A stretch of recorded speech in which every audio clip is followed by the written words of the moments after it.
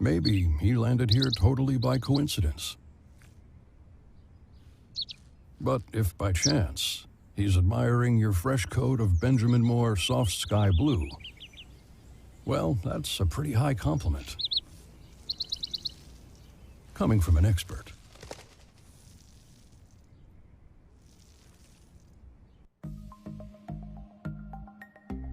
Knowing how to tell authentic is as easy as 1, 2, 3.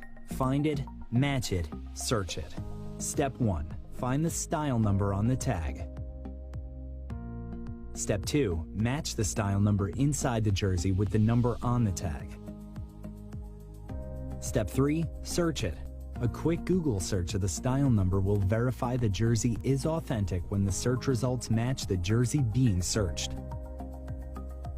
Don't be fooled by counterfeit jerseys. Before you buy, remember to find it, match it, search it. Fan Zone, 2 locations nationwide. Center City Mall, Chaguanas and Movietown, Port of Spain. Nationwide delivery available. Are you driven, ambitious, and ready to earn? WESN, the content capital, is expanding, and we're looking for dynamic media sales executives to join our team. Sell powerful advertising solutions across television, digital, and social media platforms, and help brands tell their story. If you have strong communication skills, a passion for sales, and the drive to succeed, join WESN today. Send your CV to marketing@wsncc.com or WhatsApp 6861662 and start building your future. WESN.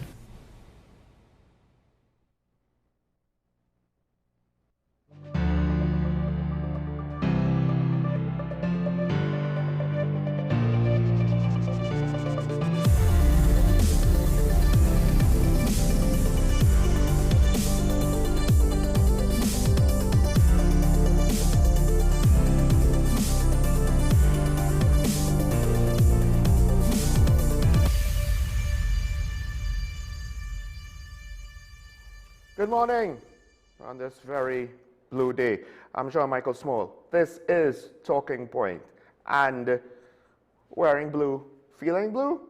Maybe, maybe not. Stuff keeps happening in TNT, minor, major. And I guess it's how do we overcome the challenges that are before us? And we'll speak more about that later on in the show. But before I start, there was one comment that I was not able to get to yesterday, so let's start off with it today. Morning again. Everything is taking a risk, Sean, but we have to trust future because this is the way the world is headed. We have to jump on board or be left behind. Thanks. And this comment is speaking about my discussion on data centers and my concerns. And it might be a topic that is not at the forefront for most people, but this is one of those interesting things where I was saying yesterday, if you make a mistake with this, you can't just simply reverse course. This is not like putting down a plant, putting down a refinery. This is something in some ways at an even bigger scale in certain respects. So there's a risk. I appreciate that. Now, again, to be fair, the minister, the line minister, is not saying we're going full steam ahead. At least that's what I took from his statements. The line minister is saying we have set the foundation to take the next step. The next step is we have partners. Now let's do due diligence on the project. Let's do due diligence on their proposals. Let's do due diligence on the locations that might be scouted. Let's do due diligence on the technical requirements, etc., etc. At least that's what I hope he meant. Everything is a risk, yes, but I would argue some risks you could see ahead to avoid, like putting $1 billion on an airport. Who would have thought that it would technically be providing little to no value in 2026? Who would have thought? I have no idea who would have thought that. That it would have made little impact on tourism. Who would have thought? Now, I think part of the question is, what is it for? We built an airport for who? To service what demand? if we have a data center, the next question have to be for who to service what demand. That also is part of the due diligence. And everything else from the government, which is not as responsible, which is not as measured, kind of seems a little too gung-ho for me. Now, let me switch gears, not so much switch gears, but let's move on from the comments and go further into the story, because I took a note of this on social media as one of many stories that just, you know, when you Google something. If I was to Google apples, all of a sudden I'll get a whole set of videos on apples coming up on my recommendations, right? So of course, I'm getting a lot of different things from social media with regards to data centers. And Stuart Young also made note of this yesterday, right? New York is the first US state to impose a one-year moratorium on the construction of new data centers with power demands of 50 megawatts or more. Now, I think we were looking at 150 to 500 megawatts. The measure follows concerns that the rapid expansion of AI facilities is increasing electricity costs, straining water supplies, and placing additional pressure on local communities. This is not the city of New York, this is the state of New York. The government of New York, I believe, that came out yesterday on social media, was making the wrongs. They're not the first jurisdiction, by the way, to do it. They're just the first US state, right? I believe there are certain towns and municipalities in the US that might have taken that step, as also with regards to Europe. And, well, it's interesting when they say former Prime Minister Stuart Young, but I think it's more pertinent to say former Minister of Energy Stuart Young is saying, yo, government, maybe we should be a bit cautious with this.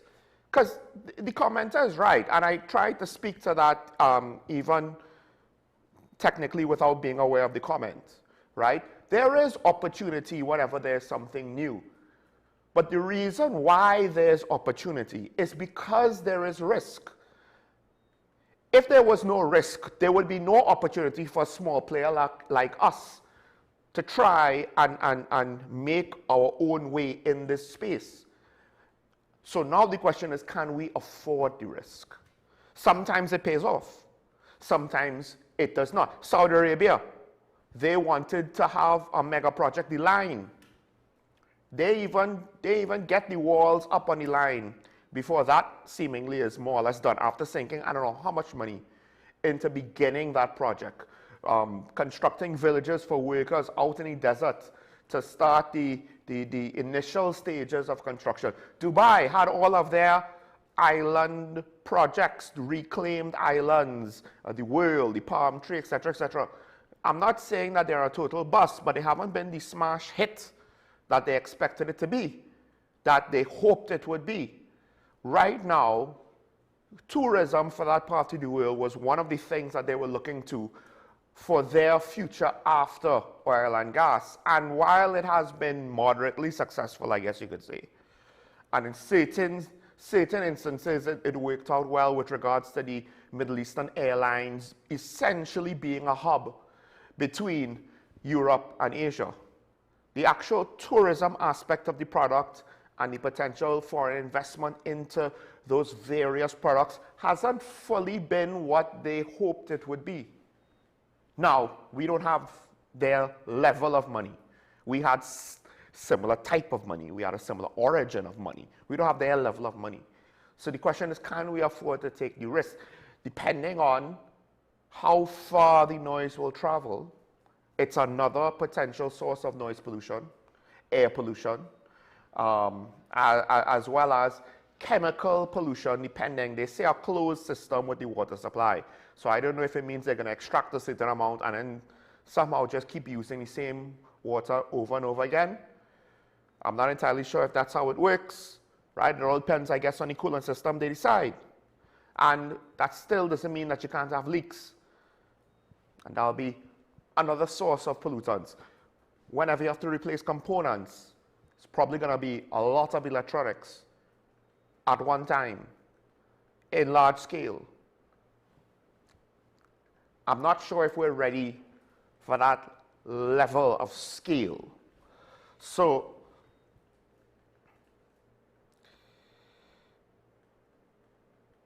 one of the things that Stuart Young did mention, right, quote, our electricity is highly subsidized and TEDTech has been unable to pay NGC for the gas used to generate the electricity for years. Billions of dollars are owing. Well, I don't know if it's in the tune of billions. It's usually hovering around $1 billion. And some could say, hey, but they were in charge when it was happening. And yes, that is true. But it's not necessarily about who to blame for the situation. I think more to point out to the fact of what he's saying is that some of the investment might be enticed by the low price of electricity. The question is, can we keep the price of electricity that low and somehow figure out a way to increase supply suddenly at an exponential rate? Not at a slow, steady, sustainable rate, but rather all at once we have to figure out how to get all this extra electricity in order to meet the demand of data centers. Now, perhaps it might mean investment in new electricity infrastructure. So that will take care of the equipment side of power generation. But I was speaking yesterday about where we're going to get the natural gas to do this. Wind and solar isn't going to be enough. And a lot of people like to talk about how wind and solar are so cheap, wind and solar are so cheap. Yeah, they're cheap usually because, once again, the government of whatever jurisdiction you're talking about subsidizes them. They're not actually that cheap. First of all, they're not cheap with regards to carbon emissions, the amount of carbon it takes to set those things up. Wind turbines essentially are not carbon neutral. To some extent, you're adding to the carbon footprint of the world in order to try to be carbon zero, because certain aspects of processing needs larger energy output than what a wind turbine or solar power could generally provide. So, and that's the thing. These things, there's so much moving parts in them, but what do we know? We know that it's causing other jurisdictions to take serious consideration, because essentially what was going on before was not that everybody looked at a situation and said, oh, it's safe. They looked at a situation and said, well, we don't know what it is. So we don't know if to regulate it, what to regulate, how to regulate. It was the beginning.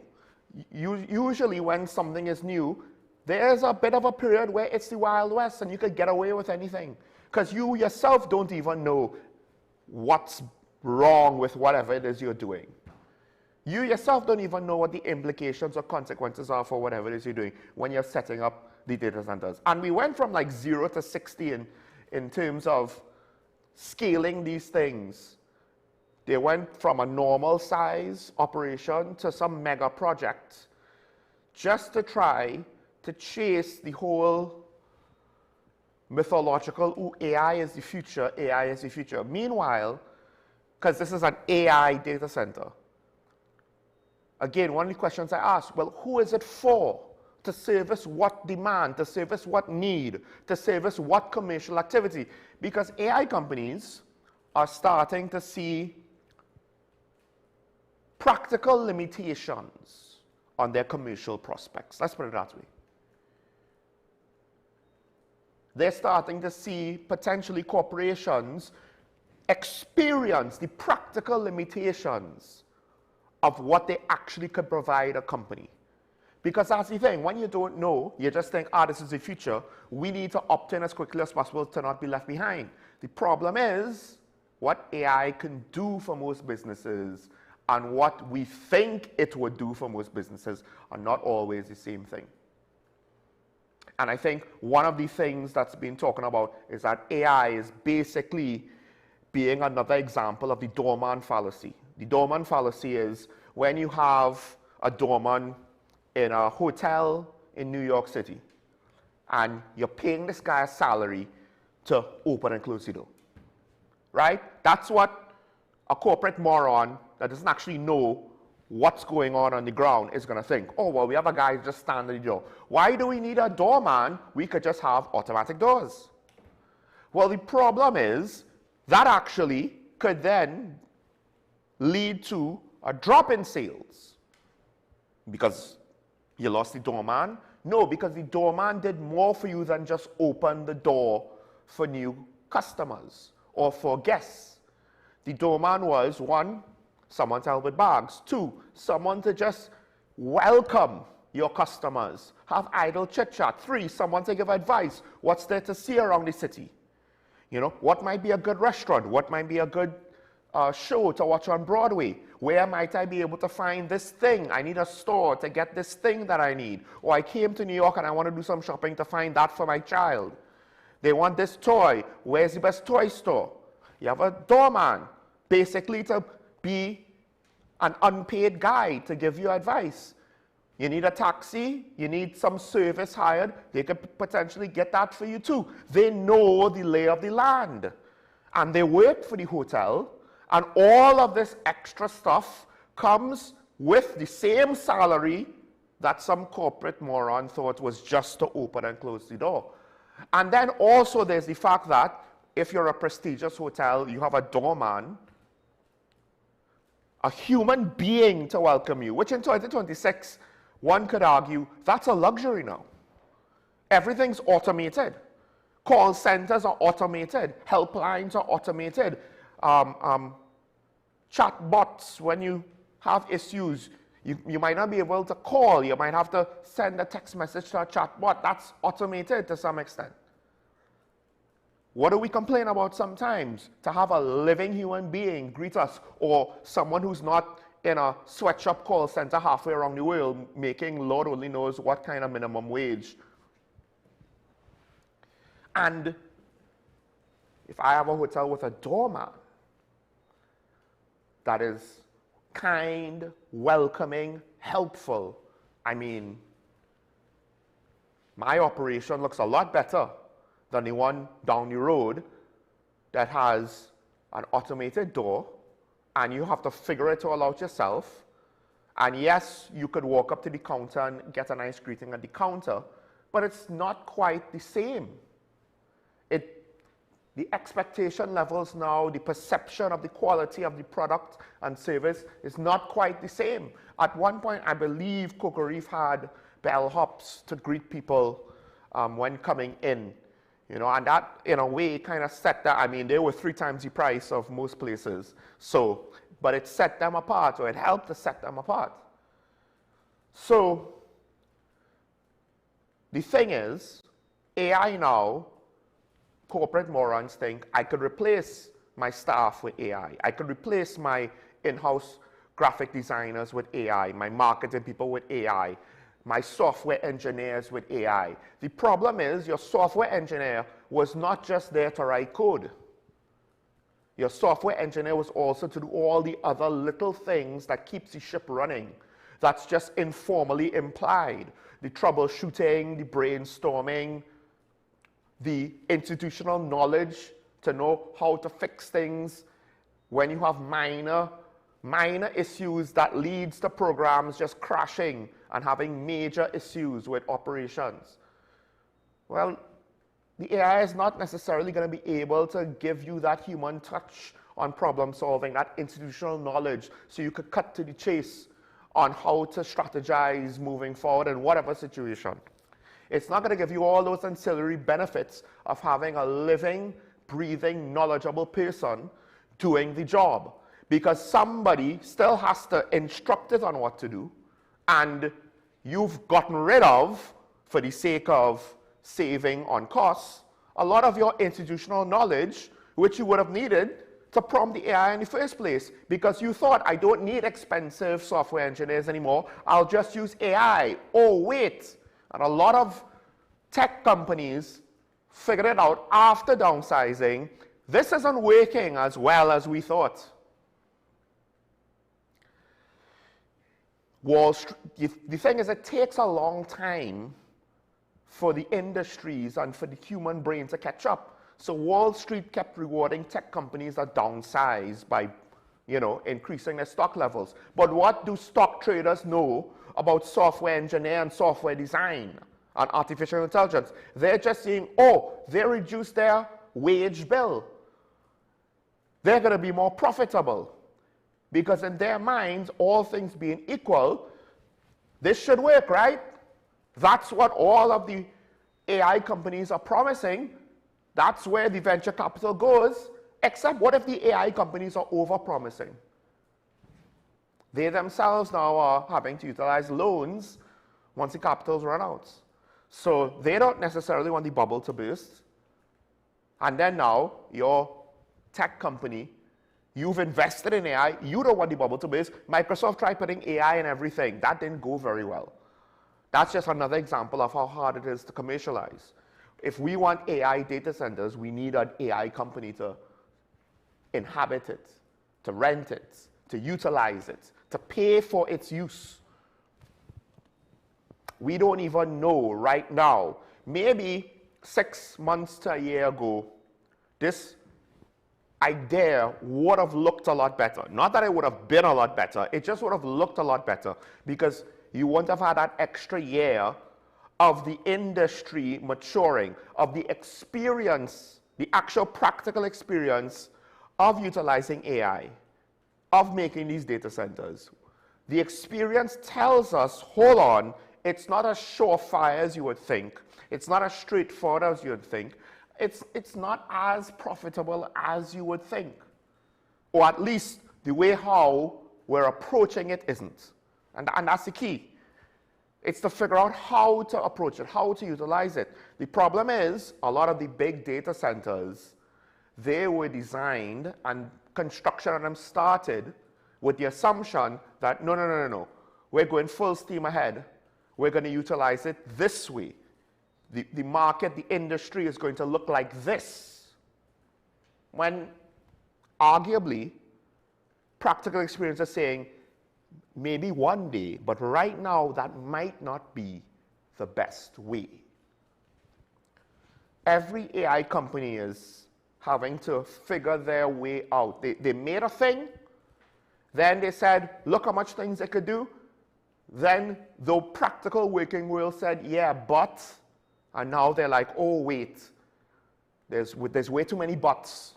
There's way too many people that aren't necessarily seeing great benefit from the experience. We need to figure something. We can't just say use AI and everything will work. It's a little bit more complicated than that. If you've used AI in any capacity, you would somewhat know, right? You would somewhat know. There's going to be a time period where certain jobs are going to be taken over, yes. I don't necessarily know if it will be anytime soon. I think it's easy to anticipate things like vehicles that eventually can be taken over by AI, depending. But ironically, it's going to be difficult to start because when you have one AI truck and a whole set of human drivers around that are potentially, I mean, have you driven in Trinidad? You can't always predict what Trinidad drivers are going to do. So imagine now if you have a massive delivery truck trying to navigate around Trinidad drivers. No, maybe you might want to keep the human truck driver because his experience will tell him how to get from point A to point B and not cause an accident. Because an AI might not make a mistake, that doesn't mean that an accident can't happen. Because how does a program anticipate some of the crazy things that our drivers would do? So it can happen, but there'll be a lot of growing pains in between. And then there are certain things where it probably won't happen. You probably still need human beings to do the work because it's more than just the ability to do the technical stuff. There's a whole set of things that require human judgment for. Now, there are applications for AI. And this technology, the genie is let out of the bottle. You can't put it back in. So there is some, as I said yesterday, there is some merit in looking into this plan. But the Prime Minister is convinced they will make new lakes. That will be enough water. I mean, does she know if it's going to be enough? Are the lakes going to be big enough? Is the rainwater going to be enough to fill the lakes? Is it going to affect the groundwater? You know, usually when you dam a river, you know, to make a lake or anything like that, it affects the water table essentially downstream. So there's These things are more complex. One of the things that the government of Trinidad and Tobago, regardless of what political party is in power, tends to not have a good handle on is the environmental impact of a lot of their projects. And then now you run into the situation where if they do this thing, regretting it is not going to fix the potential environmental damage on top of whatever the expense is. And we'll be stuck with it. So I agree with Stuart Young. This is something that we need to be cautious about, right? I mean, he said it again, the expansion of data centers in the US is driving up power demand and electricity bills. Yes, this is happening in the US, right? Drawing local and political backlash. So what is the point of getting more jobs if the salaries cannot keep up with the cost of living because electricity went up, which not only means your bills go up directly, but also the cost of living for everything that you purchase goes up because everybody has to use electricity to operate and function. Our society is predicated on the use of electricity.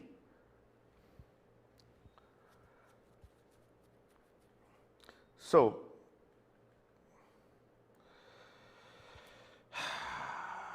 but I think part of it too is I wonder. Now, the petition apparently has 16,000 signatures, right? Which I do believe the government is basically going to ignore because in its infinite wisdom, they have enough knowledge to guarantee that the issues will be sorted out, not can be sorted out, not potentially be sorted out, not we'll try our best to sort it out. No, they will be sorted out. They have enough information to say that. But the petitioners don't have enough information to question the situation and to bring up their concerns. So I expect the petition to be ignored. Now, I do wonder if this is going to be one of those things where people, for the most part, are going to ignore it because they're going to think it has nothing to do with them. Now, you could say for certain industrial projects, you know, it's not really going to have that much to do with you. I mean, the Nikwan plant, to what extent did it affect my life directly? Not that much. Yes, one could argue moving around the natural gas supply around too much and potentially irresponsibly did have some impact that wasn't experienced then, but we might be experiencing now. Another plant recently shutting down, etc., etc. But the thing about this data center is that potentially it's going to affect the water table in whatever corner of the country, like in Debe. It's not one national water system that WASA is operating where you could just pump water from the north to the south or the south to the north.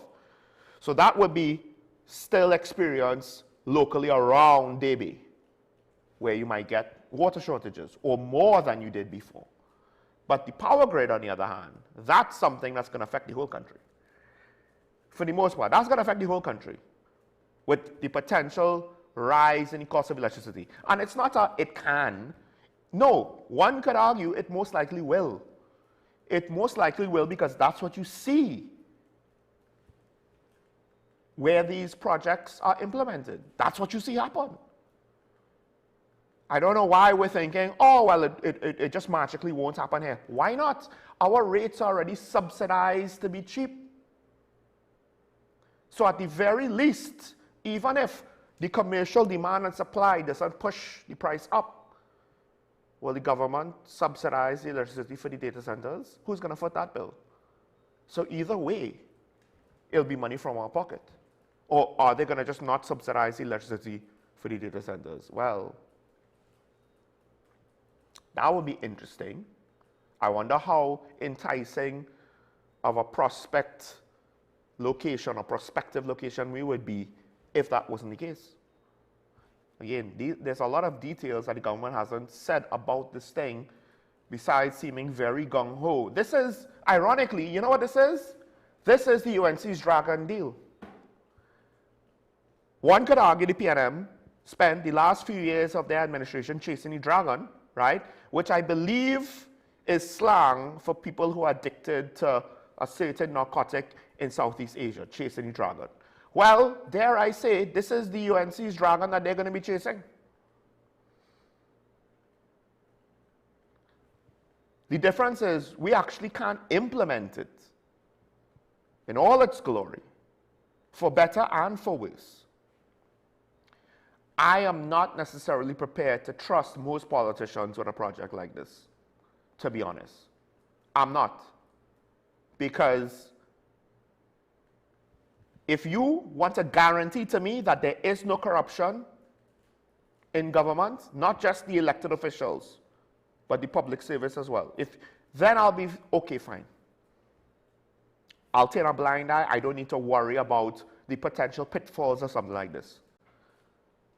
But who is going to tell me, oh, no, government corruption is not real?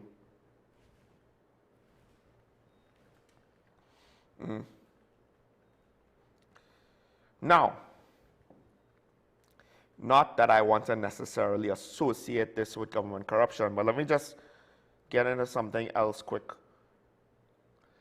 Apparently, there's going to be multiple plaintiffs. The TTPS is being asked to launch an independent criminal investigation into the operation of our statutory intelligence framework, our nation's statutory intelligence framework, with concerns over compliance with the SSA Act and the Interception of Communications Act being raised, right? And these are attorneys representing Earl Richards, Raji Ali, and Christopher Hughes, the Canadian blogger Christmas List.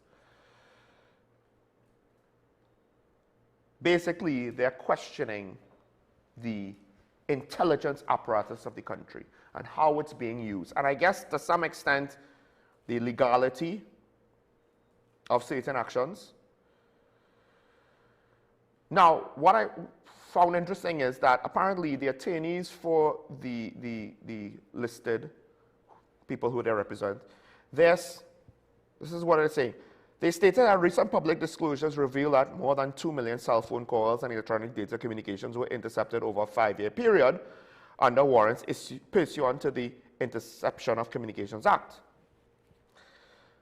While making no allegations that the interceptions themselves were unlawful, they argue that the scale of the interceptions increased the importance of statutory oversight mechanisms.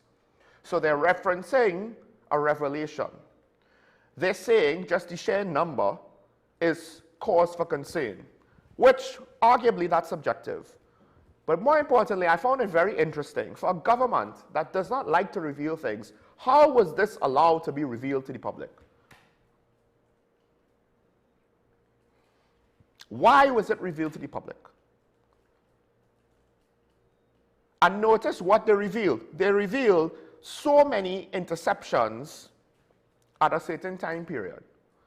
I don't necessarily think they provided all the context, and nor did they necessarily provide any sort of metadata on what these intercepts really were, to say that we could properly analyze the situation to its fullest extent.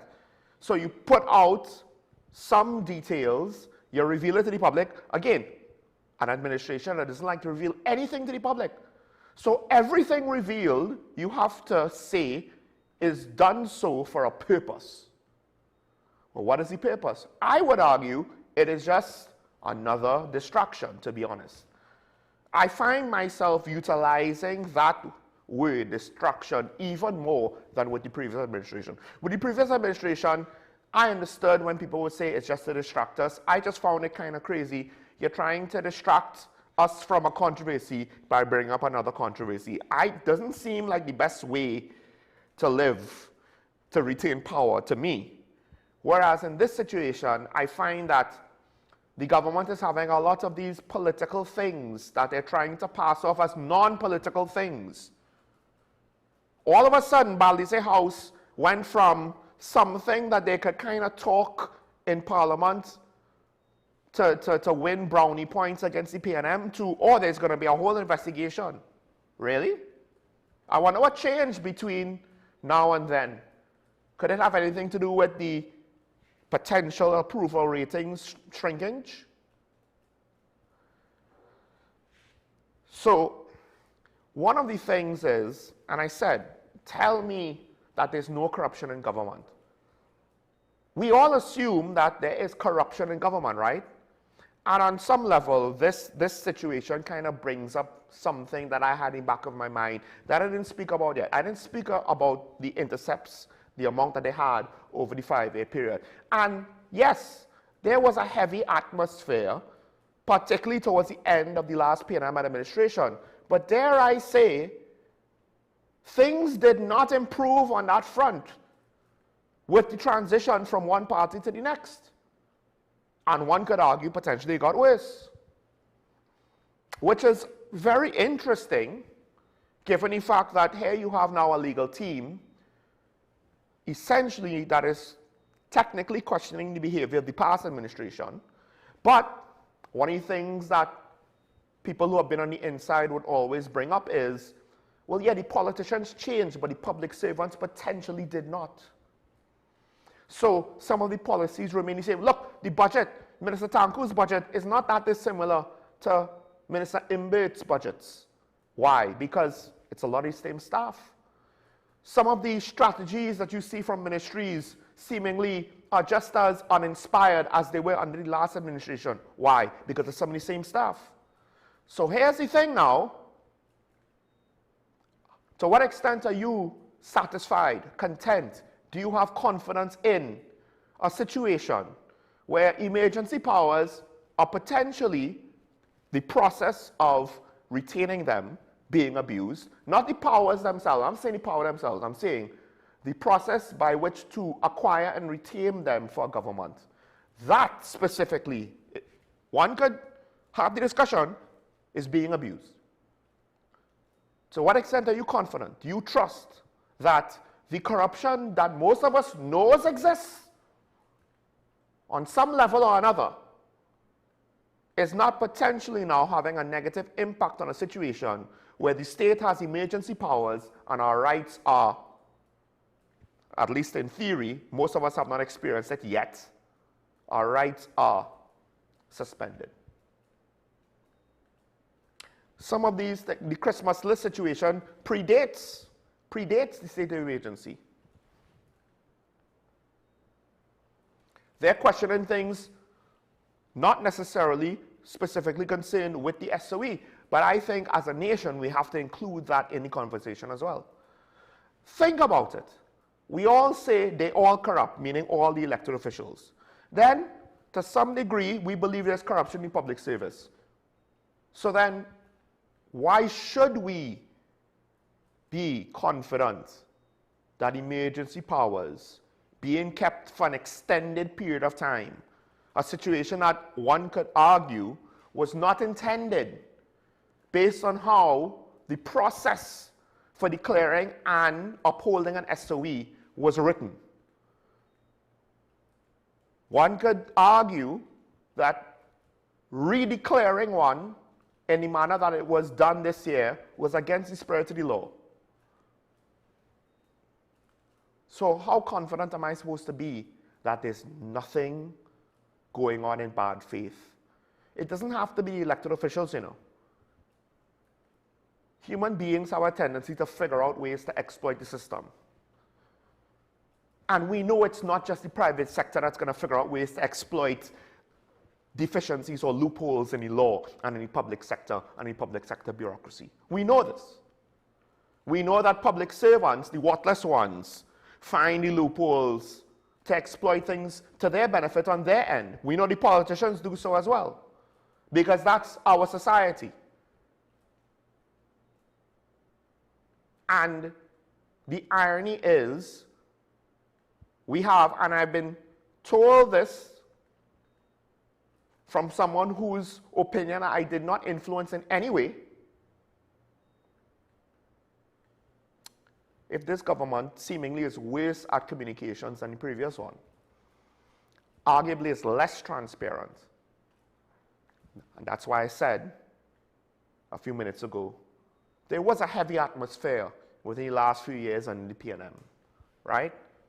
I mean, the heavy atmosphere with COVID was more to do with COVID. All right, fine. And if you want to lump that in as a PNM thing, I'm not going to argue. I'm not going to say you're wrong, right? Feel free to do so. But dare I say, things are in some ways feeling worse. Things are heavier. Even with the murder rate lower, things are heavier now. Things are more uncertain now. And part of it is, what check and balance do we have on a sitting government, really, that is set in stone, that is unavoidable? Now, one could argue that checks and balances can cause a government to be less efficient. You see that at times in the United States, when the party that's in the White House does not have control of either the Senate or the House, and that stymies certain things. I get that, especially when politics becomes so adversarial, unnecessarily so. That's what you're going to get. And our politics are that adversarial. Our politics are unnecessarily so. But the flip side is this. What is to stop a government from doing whatever it wants to do in TNT? Because I would argue that there were certain regulations, procedures outlined in the law of how certain things were supposed to be done that were breached by the past administration, and you could say the same thing for this administration. The difference is the escalation. Emergency powers is no joke. That's why I keep coming back to that. Spoke about it near the beginning. Spoke about the risks of being under perpetual SOE. But nobody felt it, so nobody cared. Well, at what point is it going to matter to you? Do you have to feel a negative consequence before you consider the implications, the long-term effects of what's going on? And it doesn't have to be that the politicians are intending to harm you. That's one of the unique aspects when you're operating at that level of human activity. We're not talking you and your neighbors in your community. We're not talking, your town's administration or your city's administration. We're talking national level. Bad things happen unintentionally all the time.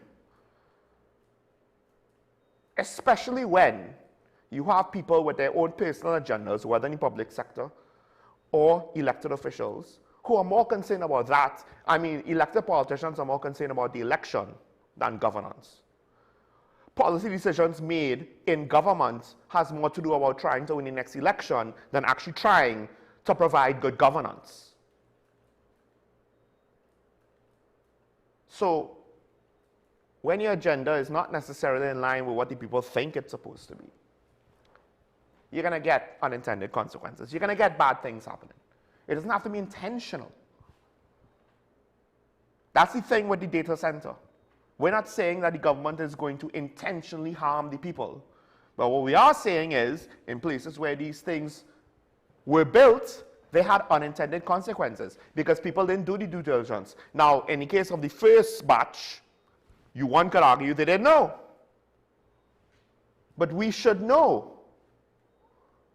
There's no excuse now. This is 2026. There's the internet. You could get all the information around the world. What's going on with data centers? How good are they? How bad are they? What are the negative side effects on the environment, for the people, for the cost of living? Shouldn't be that hard.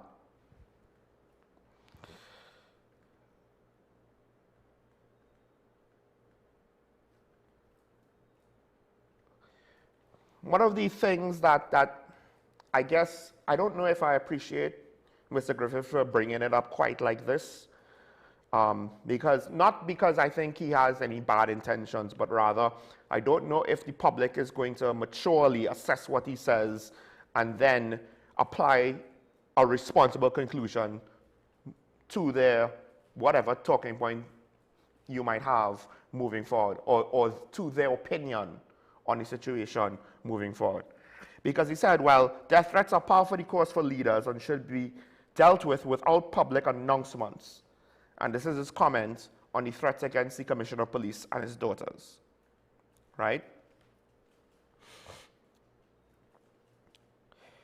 Griffith said, in his capacity as a military attaché to former Prime Minister Basil Pandey and former President Arthur Robertson, threats were made to both men, and he had to put extra security measures on both.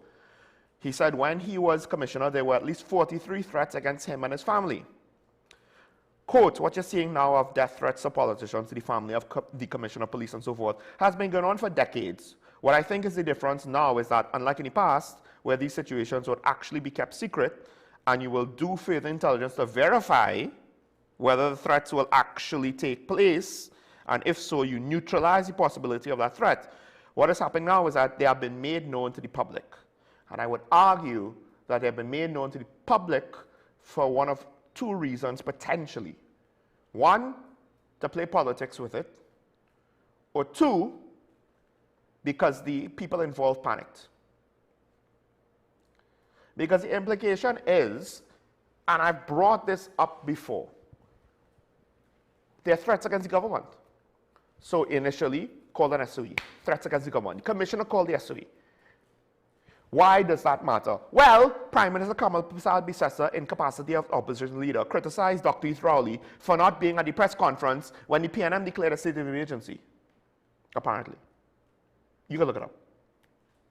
So, she didn't even have a cabinet minister at the declaration of an SOE, which from what I understand, it's not up to the commissioner to declare an SOE. The Prime Minister speaks to the President, and then the Prime Minister declares it. That's what she did in 2011. I don't know if she was trying to avoid the optics of having her name attached to an SOE. It's her SOE. We still remember 2011. The lawsuits are still fresh in my mind.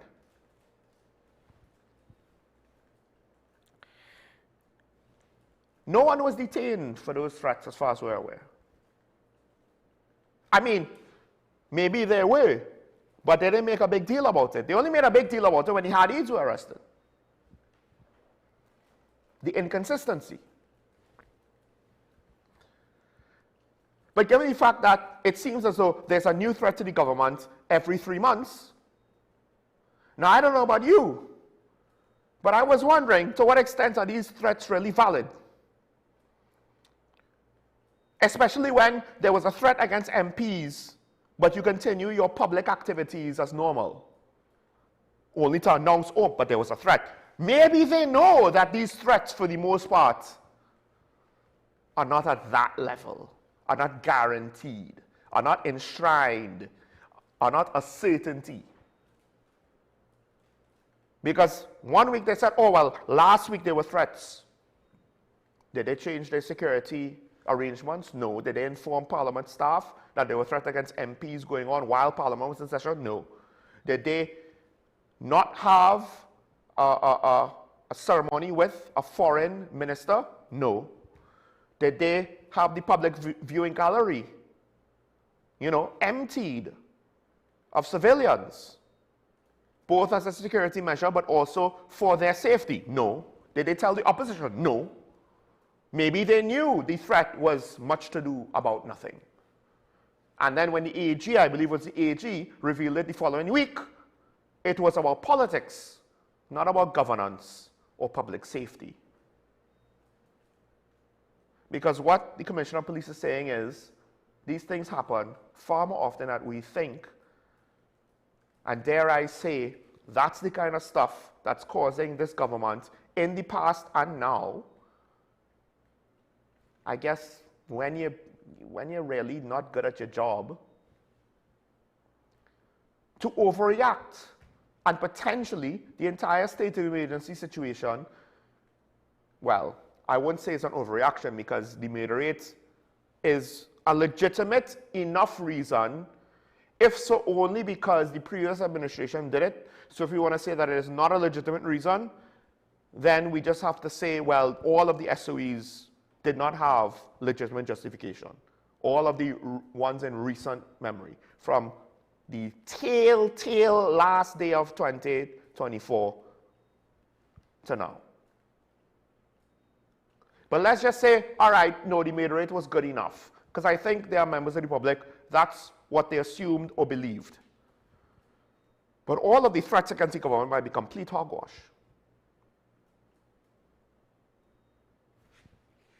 And then one could argue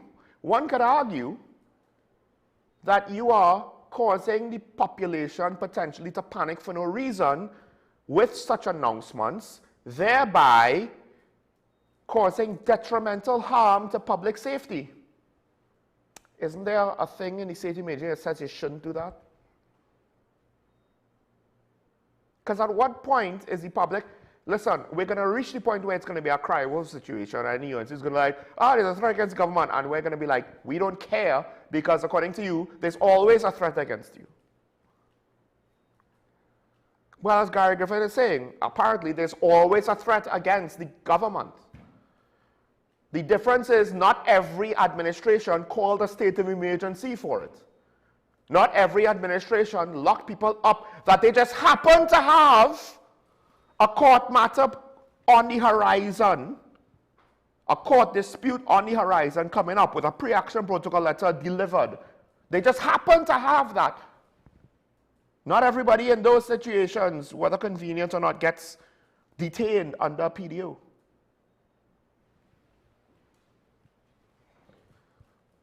And now, look, you've opened yourself up to a whole next level of criticism and speculation with the treatment of the Hadids, both good and bad, with regard to the prison service.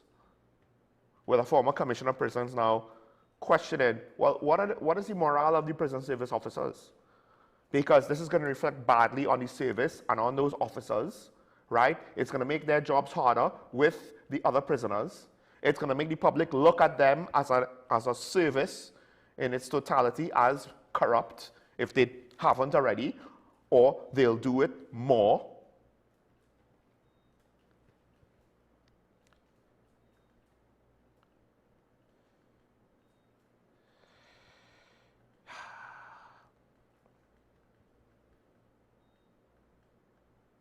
I mean, I don't know. The whole thing seems like a runaway train. And it's not getting better. Arguably, it's getting worse. So at what point are we going to continue to tolerate it with regards to our democratic responsibilities? I'm not saying we need to, start the French Revolution over here. We ain't reached that point. That's part of the thing that I find most upsetting. We are so laissez-faire that we will allow the situation to devolve before we do anything within the boundaries of the democratic process. And you would say, but we elected. We voted for change. Elections are not the limits of your responsibility in a democracy. They're not. And if you are happy to leave the country being held hostage by our broken democratic system, not by the politicians per se, but by the system that they technically don't have an incentive to change, because we are not demanding it to be changed.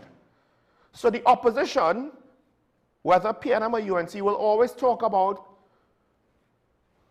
constitutional reform, campaign finance reform. They'll always talk about it. The opposition will always talk about it. Whoever's in government will never actually get the ball rolling on it. And I think too many people in the public are far too complacent, saying, but we need constitutional reform, we need public campaign finance reform. Saying it is nice. But why do we need these things reformed? Because we're seeing issues with how the country is being run, right? Now, tell me, are we magically expecting that the politicians who potentially are causing these issues are the people in charge while these issues are going on? We're magically going to think that they're going to fix the issues on their own?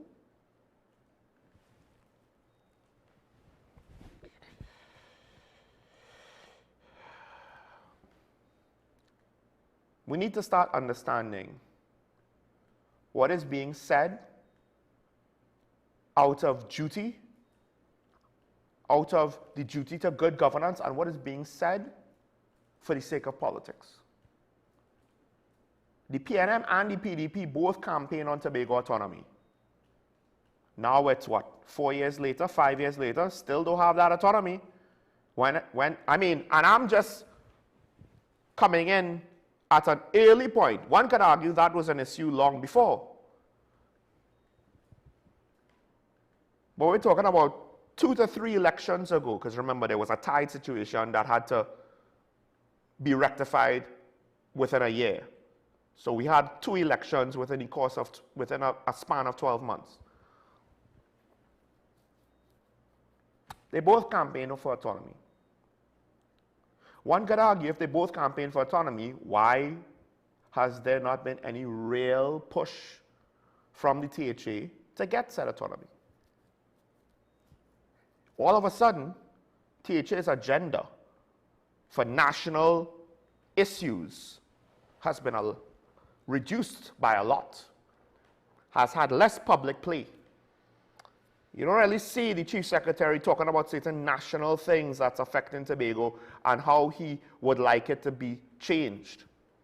It's almost like if it was more about the politics of the moment against the PNM than actually trying to get things done. The flip side is maybe he was trying to get things done then, but now he's trying to play kumbaya with the UNC. Which one is it? Or at the very least, if it's neither, please explain. As I said, are these threats against the government real? Or are they just more playing politics? Because at the end of the day, when Joshua Samaru was shot dead, everybody was like, not everybody, but there were a lot of people who said, why did he run? Why did he run? Why didn't it stop? The police tried to stop them. Why did it run? They have to be guilty of something. Why did they run? All right. I asked this question, not a lot of people picked it up. What is this government doing wrong, apparently, to be then so threatened?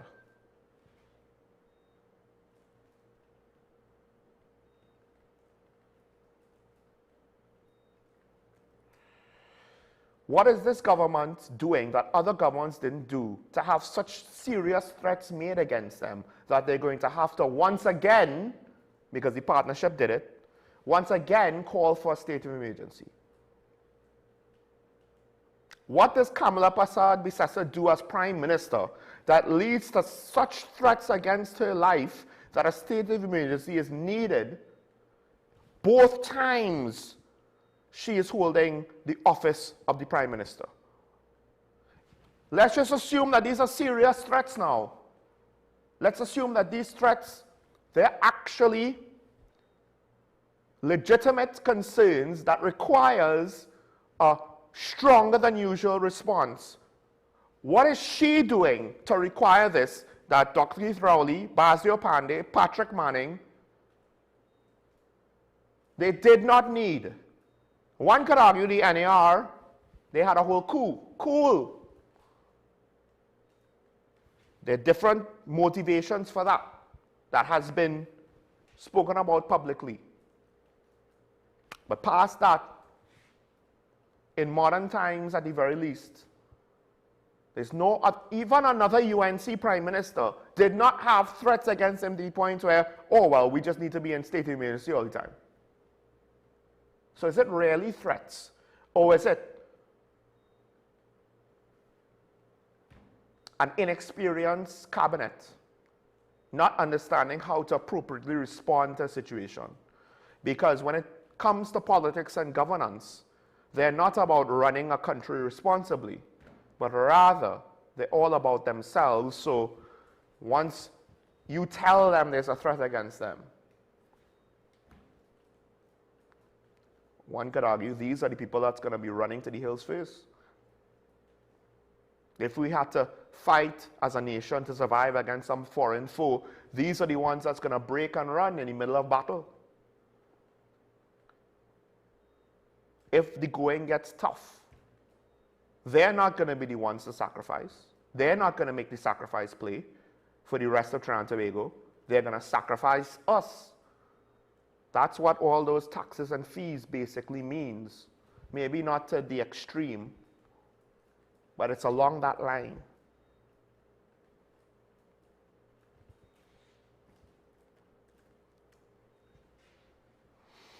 It's along that line. In my opinion. Feel free to disagree with me. That's okay. Now, you may have noticed Karen is not here today. Like I said, she's recovering. At the end of the day, she gets passionate about things, so I need her to be in good health. Because I do wonder if, on some level now, there's a lot of uncertainty. We already had a situation with a lack of transparency in Trinidad and Tobago, right? And that lack of transparency now, that uncertainty, I think leaves a lot of people uncomfortable. Now, we were accustomed, because one could argue, at least in certain things, that's how it's always been. Before the last PNM administration, we've had a lack of transparency and accountability, right? And it's not necessarily always the exact same way, but generally speaking, it's there. There's a lack of explanation on processes, and there's a lack of details on justifications for decisions. And there's a lot of trust me, don't question me, that politicians would say. Well, think about it. The current administration says it on multiple things. The past administration basically said it for multiple things. One could argue Mr. Manning said it, at least for some things, with regards particularly with how he was running the PNM at the time. I can't necessarily say that with knowledge with regards to Mr. Pandey, but I have no doubt that some people might find examples of him also doing that with certain things. So where does that leave us as a country? Where does that leave our psyche? Where does that leave our footing? Not just to be comfortable, but to be secure in a future of a nation, when there are examples of nations failing, not because there was some big natural disaster. Yes, there's that, but we haven't had that happen to us, at least not yet, fingers crossed. Not because of some external threat. This is 2026. War is, believe it or not, the exception, not the norm. Yes, there are multiple areas of conflict around the world, some of which a lot of people might not be aware of. It's still the exception. It's still the exception. But no, we are looking at issues affecting our country that for the most part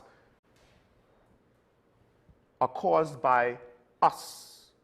We did it to ourselves.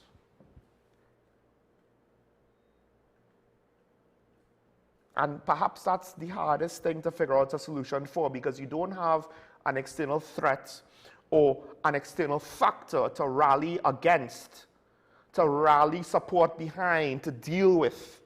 We don't have an earthquake that we need to come together to respond to. We don't have an external threat that is a clear and present danger that we all have to rally behind. That's what happened in Ukraine. Good, bad, or otherwise, they rallied behind their flag, the symbol of their nation, the hope for their people, the duty to protect their territory and their civilian population. They rallied behind that. We don't have that. We don't have that thing to point to and say, that's the most important issue. That is external to all of us. So we should all come together to deal with that. We don't have that. Our issues come from within. So how do we rally everybody to deal with ourselves? And I do think there's a significant leadership gap in the country. I think on some level, somehow we got through COVID. Because you could argue that pre-COVID, that leadership gap persisted. And it existed more or less from the time Mr. Manning called a snap election and then lost.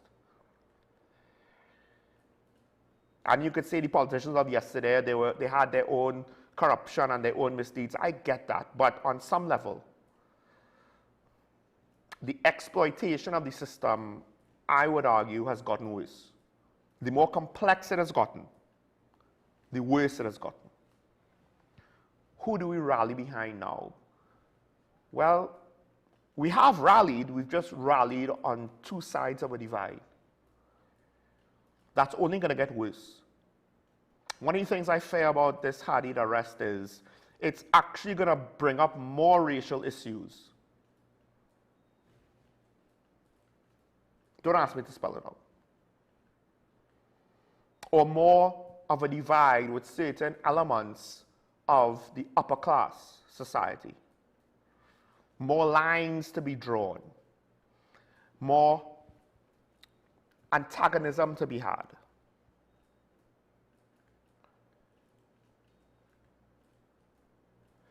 And on some level, subconsciously, I think we identify, if not all of it, parts of it. The parts that are obvious in front of our face, the parts that have indirect effects on various aspects of our lives, which doesn't give us a complete picture, but we feel it. We feel the undercurrents. We feel the subtlety.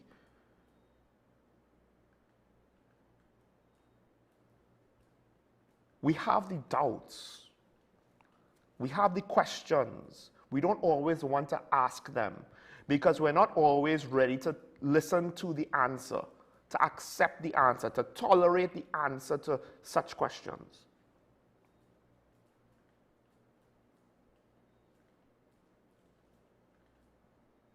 And at times like this, that's when, in a way, you need more leadership. You need good leadership in an emergency. You need good leadership when you have an earthquake that's 7.2 in the middle of your country, or when a hurricane hits you, or when there's a coup. You need good leadership, yes, I'm not saying no.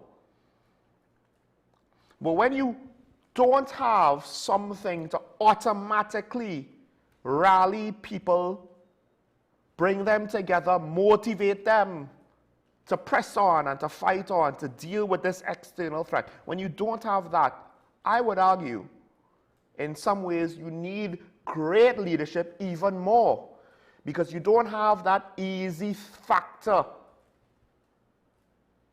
that's going to help your cause. You have to do it all on your own as a leader, all on your own.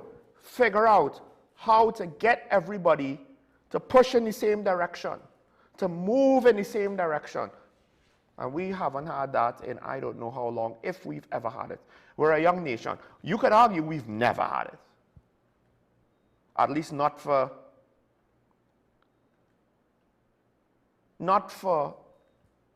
I wouldn't say necessarily never. When we got back, Chagaramas, maybe that. A foreign country is there holding part of our lands for their military bases. We march, we get it back, and then that's it. We rally behind the Allies in World War II. All right, cool. But when have we, our country, really come together on anything serious? It seems as though, the coup in 1990 should have maybe been a wake-up call. But if anything, it harmed our psyche so bad, it fractured us even worse than ever before. I don't know if Trinidad and Tobago was ever the same since then. We didn't respond to it very well, even though the actual event was dealt with to some extent well enough. As a nation, I don't know if we responded to that very well. What it meant for us, what it did to us, what it means moving forward, what it meant for Port of Spain, what it meant for our perception of the government, our perception of law enforcement, our perception on the laws of the land.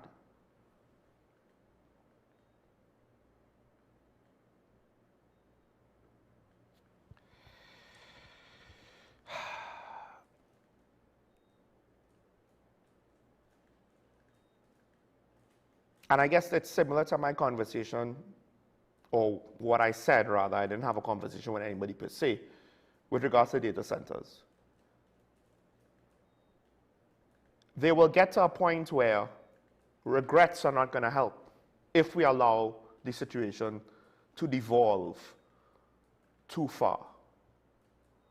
We can't just say, oh, this was a mistake, and then reverse course and everything will be fine. The damage would already be done. And it doesn't have to be something that's intentionally inflicted upon us.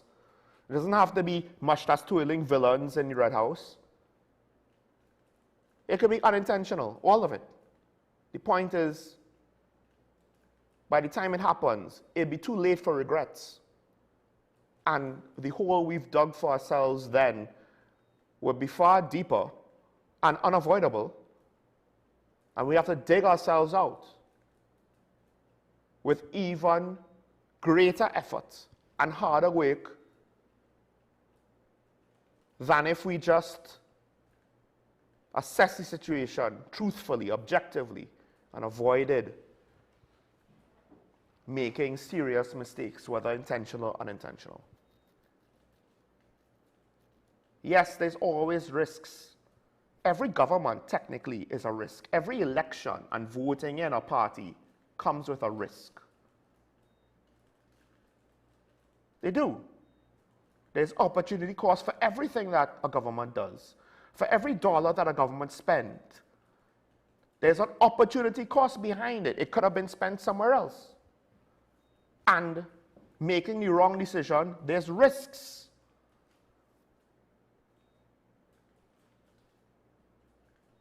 And I understand that you can't be paralyzed by fear, but I feel as though we are not a people really and truly that understand how to properly assess risk. And we either recklessly jump in, abandon all pretense of caution or reasonable thinking. We either do that, or we avoid risk altogether and be paralyzed by it. We don't know how to be measured in our response, how to be responsible while still moving forward. And one could argue it's not just about data centers now, but rather a potential flaw in the philosophy of how we as a people operate that needs to be fixed. And no politician could fix it for us, because we have to fix it, all of us, for ourselves. All right, let's take a break. My guest hopefully will be coming soon, because it's a continuation of this conversation. Yes, I do have a guest even at this late stage in the show, because it's a conversation I want to have, so bear with me. We'll be right back hopefully with him after this. Stay tuned.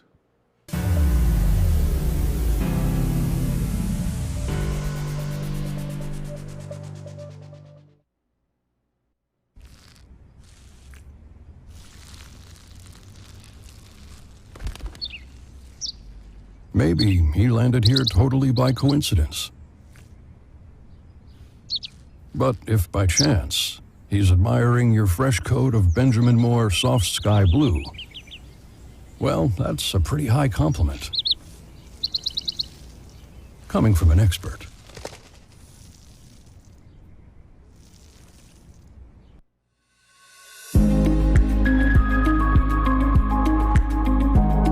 There are limitations in all the healthcare sectors, Correct. not just this country, Yes. where the numbers will surpass the amount of doctors and nurses to provide that quality care. We're talking about holding a patient's hand, giving them the support, the emotional support that they need, advice. That gap, Yes. you are providing that pivotal gap, so that really makes you stand out from all other NGOs as far as my experience goes. Yes, I actually go into the homes also of the patients.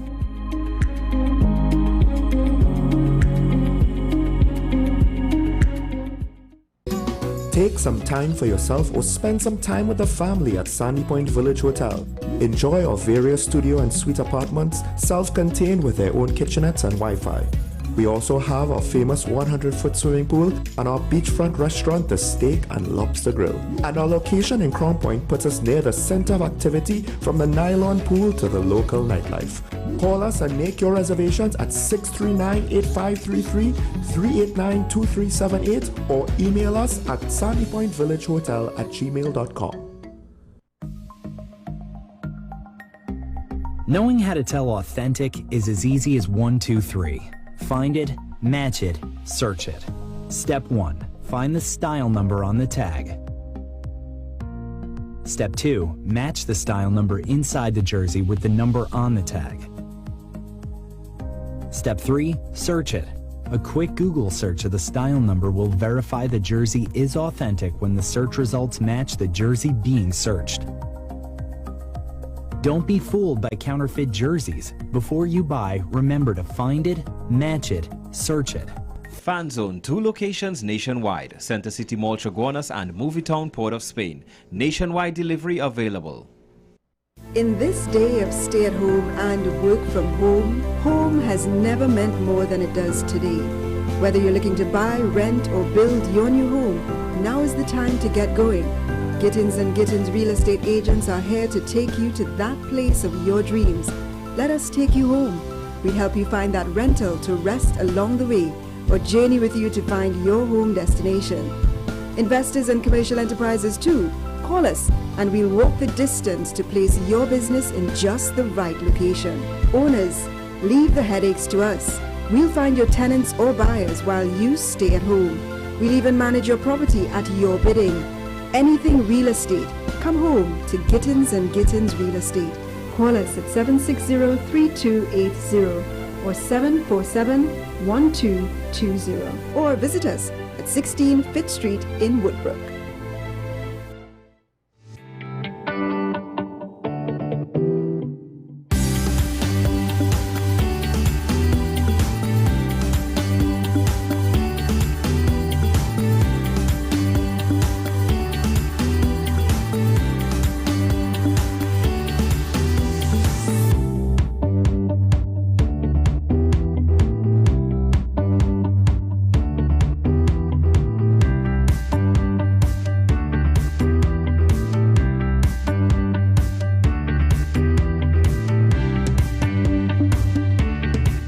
This is 10 questions. I'm Andy Johnson. The distance from where we should be in the world in going forward and our commitments with climate change. The effects of climate change that cannot be accounted for. It's called loss and damage, and we're seeing loss and damage happening so much more in this decade and the previous decade. The principal term there was this question of the correspondent banking issues. That is why we're trying to build capacity with this country here, Trinidad and Tobago, and other countries in the region. Man is not showing any signs of stopping or even slowing down. More than half of the forest in Trinidad is already gone. All the plants and all the animals and all of the nice clean water and fresh air and everything had to be on this planet for humanity to have a chance. We have small change when it comes to countries that can take decisions, and when they speak, the world listens. The General Assembly is a very democratic forum. And Trinidad and Tobago has the same vote as Canada, in spite of the obvious difference in size.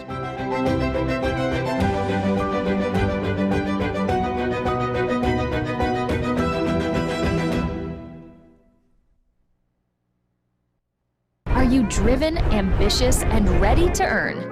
WESN, the content capital, is expanding, and we're looking for dynamic media sales executives to join our team. Sell powerful advertising solutions across television, digital, and social media platforms, and help brands tell their story. If you have strong communication skills, a passion for sales, and the drive to succeed, join WESN today. Send your CV to marketing@wsncc.com or WhatsApp 6861662 and start building your future. The home of Caribbean content is growing, and we welcome you to be a part of the #1 platform for young personalities who are driven to make a positive impact in society.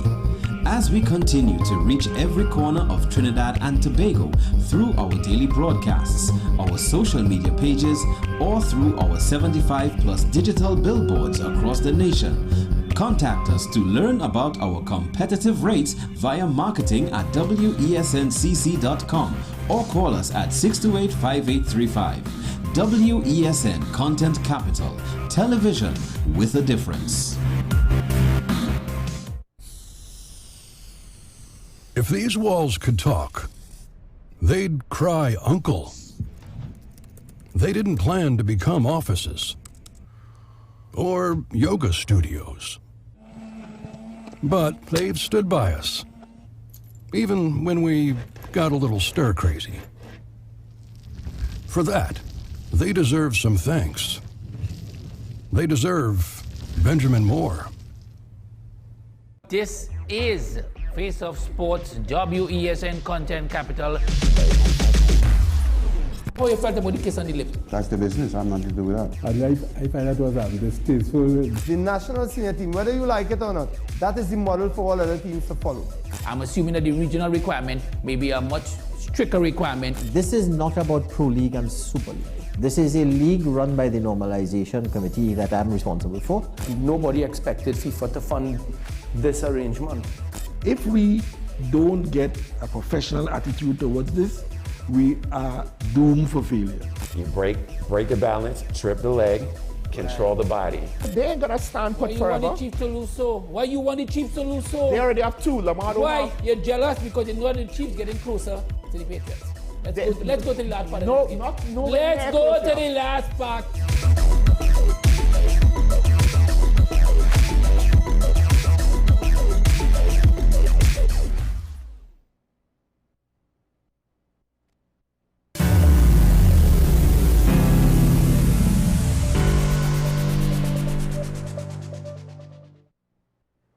And we're back here on WSN. This is Talking Point. Sure, Michael Small taking the conversation in a slightly different direction, slightly, technically staying on the same conversation. I am joined via Zoom now by our very own host of WSN Psyched One, Mr. Sule Joseph. Sule. Hi, Sean. Good morning. Thank you for having me. Thank you for being here. Thank you for being here. I know that you're a very busy man, even now. Now, the reason Sule, for the audience, why I have Sule here, folks, is because, of course, his field is more with regards to one's well-being. And one of the things that I was wondering about was given, I could speak for myself. I feel as though there's a certain weight, a certain heavy atmosphere, even though things like the murder rate are down, we have a state of emergency, we have a lot of economic uncertainty, we have just a lot of things that cause me to either be concerned or afraid. And I was wondering, what is your viewpoint? We could start in generalities with regards to a nation trying to cope with these things, given what you know of our culture and how we respond to things at times. So let me just start by contextualizing this a little bit, right? And let me say that I am a psychologist, right, for the past 18 years.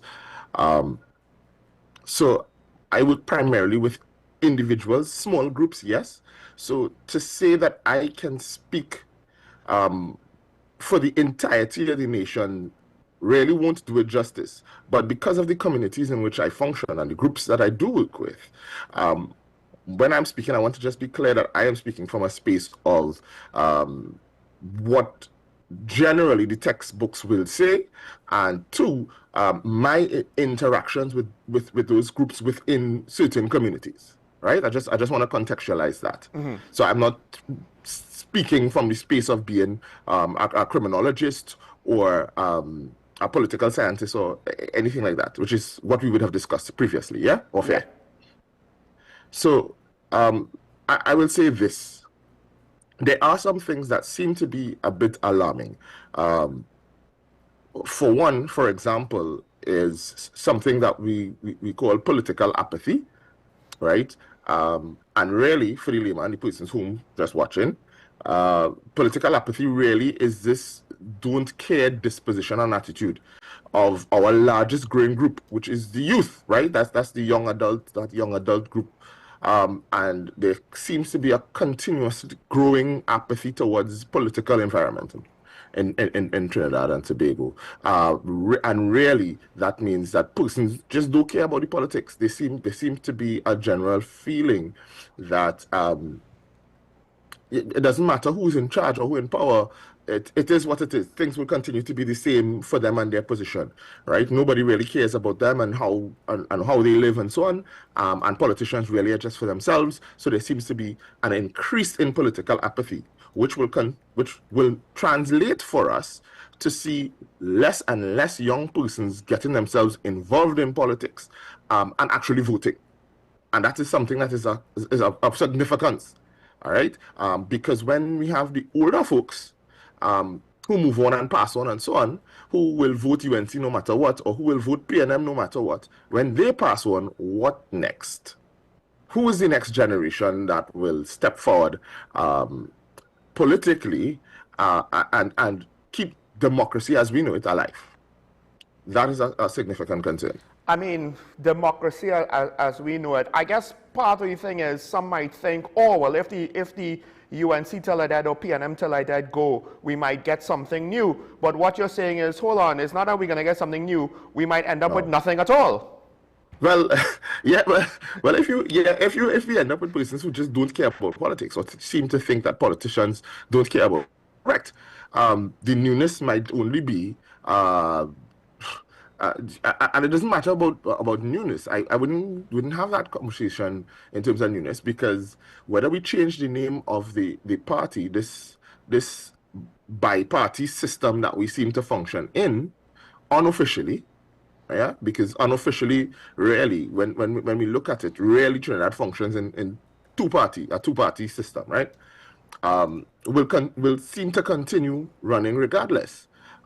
Whether it is named PNM and UNC or it's named something else, but this two-party system may continue, and we would have a growing continued population of youth who seem disinterested in changing that or getting involved. And that is a significant concern. Well, but one of the things that strike me is when you talk about political apathy, it's not as though, well, it's a situation where things are generally fine. They could be better, but they're fine. I'm not needed, therefore I don't get involved. No, what you're saying is things are bad, but I can't change it, so I'm not going to bother to get involved, which implies that there's still going to be an effect on the quality of life of people, right? It's still going to be a stress. It's just that they reach a point where, well, I can't do anything about it, you know? So I might as well just suffer in silence, and I don't know if that's a healthy way to exist. But you sounded like the psychologist now. Generally, what happens is, so for example, let's use a good example here. I know you didn't ask, but I'm gonna just throw it in the mix. I could only imagine sometimes when I do these interviews, some of the social media messages I get after, and I'm expecting some backlash after this one. Let's look at the current rolling state of emergency, for example. All right? And one would ask, what happens? Why persons have not maybe rebelled or found some way to significantly protest this rolling state of emergency where our rights in a democracy has been suspended? And there's a psychologist way back in the day that I think everybody kind of knows, a guy called Sigmund Freud. Freud talks about this concept, right? A concept called rationalization. And he says it's a defense mechanism we use. So when things get really traumatic or difficult, stressful, and we can't deal with it, no matter how bad it is, what we do is we find a rationalization, a justification. We make it make sense in our minds so that we can accept what it is, because we feel as though there's nothing we can do about it. And we continue along every day like if this is normal functioning, regardless of however traumatic that thing is. Right? So that we could function, and we as Trinbagonians are very good at that, because once they don't stop carnival and they don't stop alcohol and they don't stop music, we will find a way to survive, right? And so it is scary because it means that we constantly find ways to justify and explain away and accept that this is what we need right now in this moment, right? And persons we justify it, we accept it, we may use things and say, well, you know what, crime is down. And so for crime to be down, we need to suspend our rights and continue to suspend our rights indefinitely. Then that's a justification for why we are under this extreme, stressful space. Well, here's a question, because I think when you say that, some might assume you're speaking, because on some level, you kind of see this with party diehards, right? No matter what is done, their party could do no wrong, and the other party, even if it's the exact same thing, will always be wrong. But yes, I want to ask, is it limited to those people, or are more of the population included in this rationalization? Because I do feel as though potentially, that might be the case, but I'm not sure. So no, I'm extending this particular, because I'll get to the party diehards in a bit and the psychology of that, the sycophantism and so on. But this will apply more to the population at large. Think about, for example,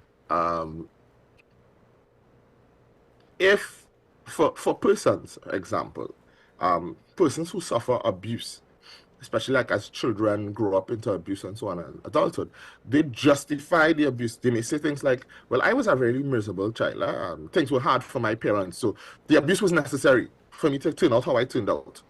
All right? That is rationalization. If you say something like, well, if he don't hit me, he don't love me, then that too is rationalization. You've rationalized why this abuse, this traumatic incident, this thing that shouldn't happen to you happens. Why it should happen.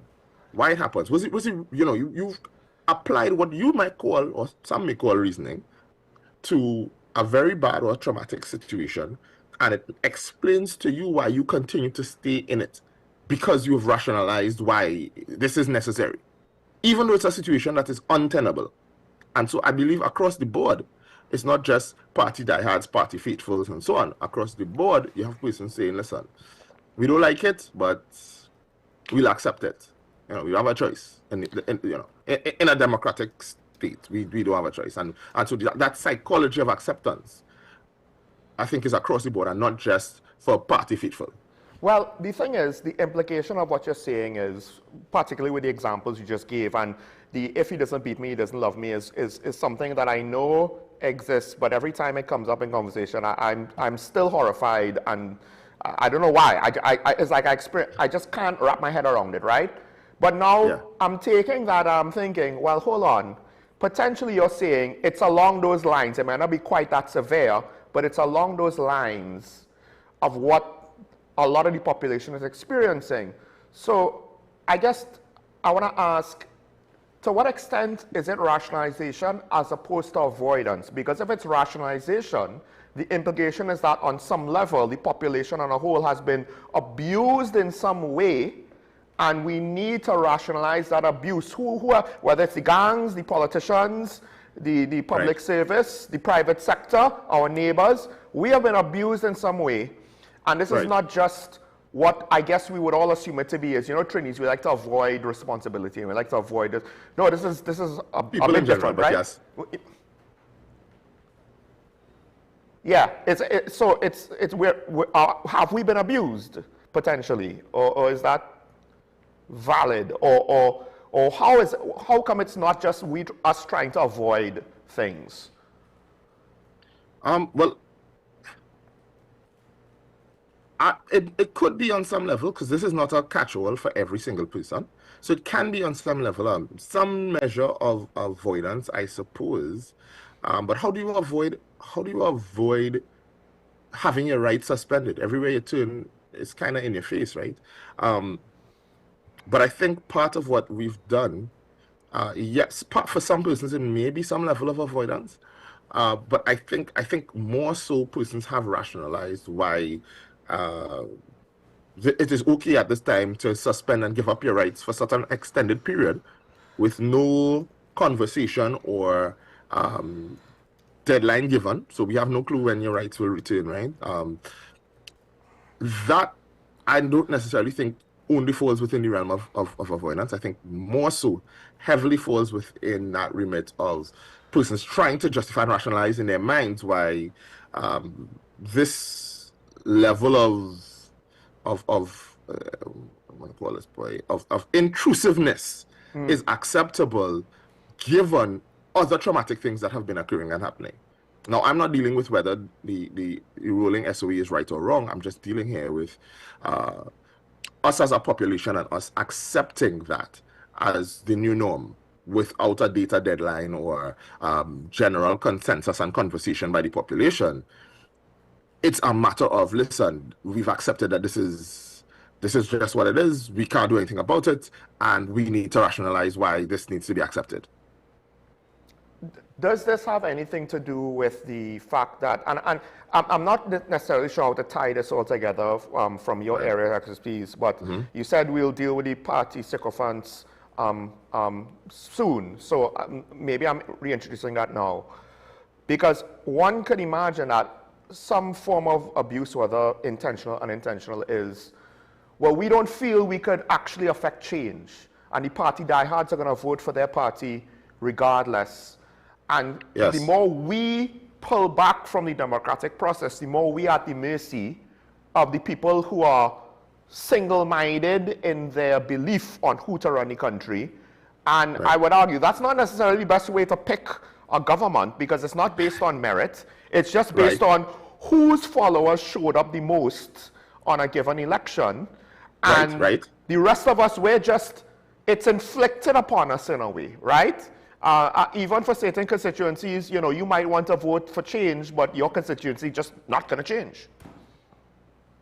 Well, so there are two concepts I want to introduce Trinidad and Tobago to and have a conversation about that. One, of course, is something that I think everybody may know, which is confirmation bias, right? And the whole concept of that is really, with confirmation bias, you only see what you want to see. That confirms whatever your ideology is. So if you believe that UNC is the best party ever, every action that they take, you will see that this is towards the best party ever, right? If you think that people hate on your party, then you think, regardless of whatever, you will always see that argument of people hating on your party. If you are a PNM diehard till you die, regardless of whatever PNM does, you are in full support, right? Your confirmation bias. So all the evidence brought before you is usually useless because you see what you want to see and you pull from it what you want to pull from it. That confirmation bias that we are aware of. But there's another aspect of it that we don't generally talk about or think about, which is implicit bias, right? And implicit bias talks about, it's how we are cognitively designed. I won't say that is anybody's fault, really, but we designed in such a way and socialized in such a way that we show favor to persons who most resemble us, right? So what happens is, coming out of our evolution and so on, and our tribalism, we would feel more comfortable with people who look like us. That's how we end up in families, right? Your family looks like you is a family trait. So people who look like we are automatically start thinking how we'll have our best interest at heart because they look like us, regardless of how educated we get. That's an internal biological prerogative. It's something that we think that persons who look like us will have our best interest or better interest at heart than people who don't look like us, who don't resemble us. So this implicit bias that we start off with, that if you are not aware that you may carry, is something that a lot of us carry, and it would have been part of the conversation we would have seen with the previous government, where persons were arguing and having a conversation about if a person of a particular hue and color in the previous government would have looked after the interests of everybody because he didn't look like everybody, right? That tends to stem from this concept of implicit bias.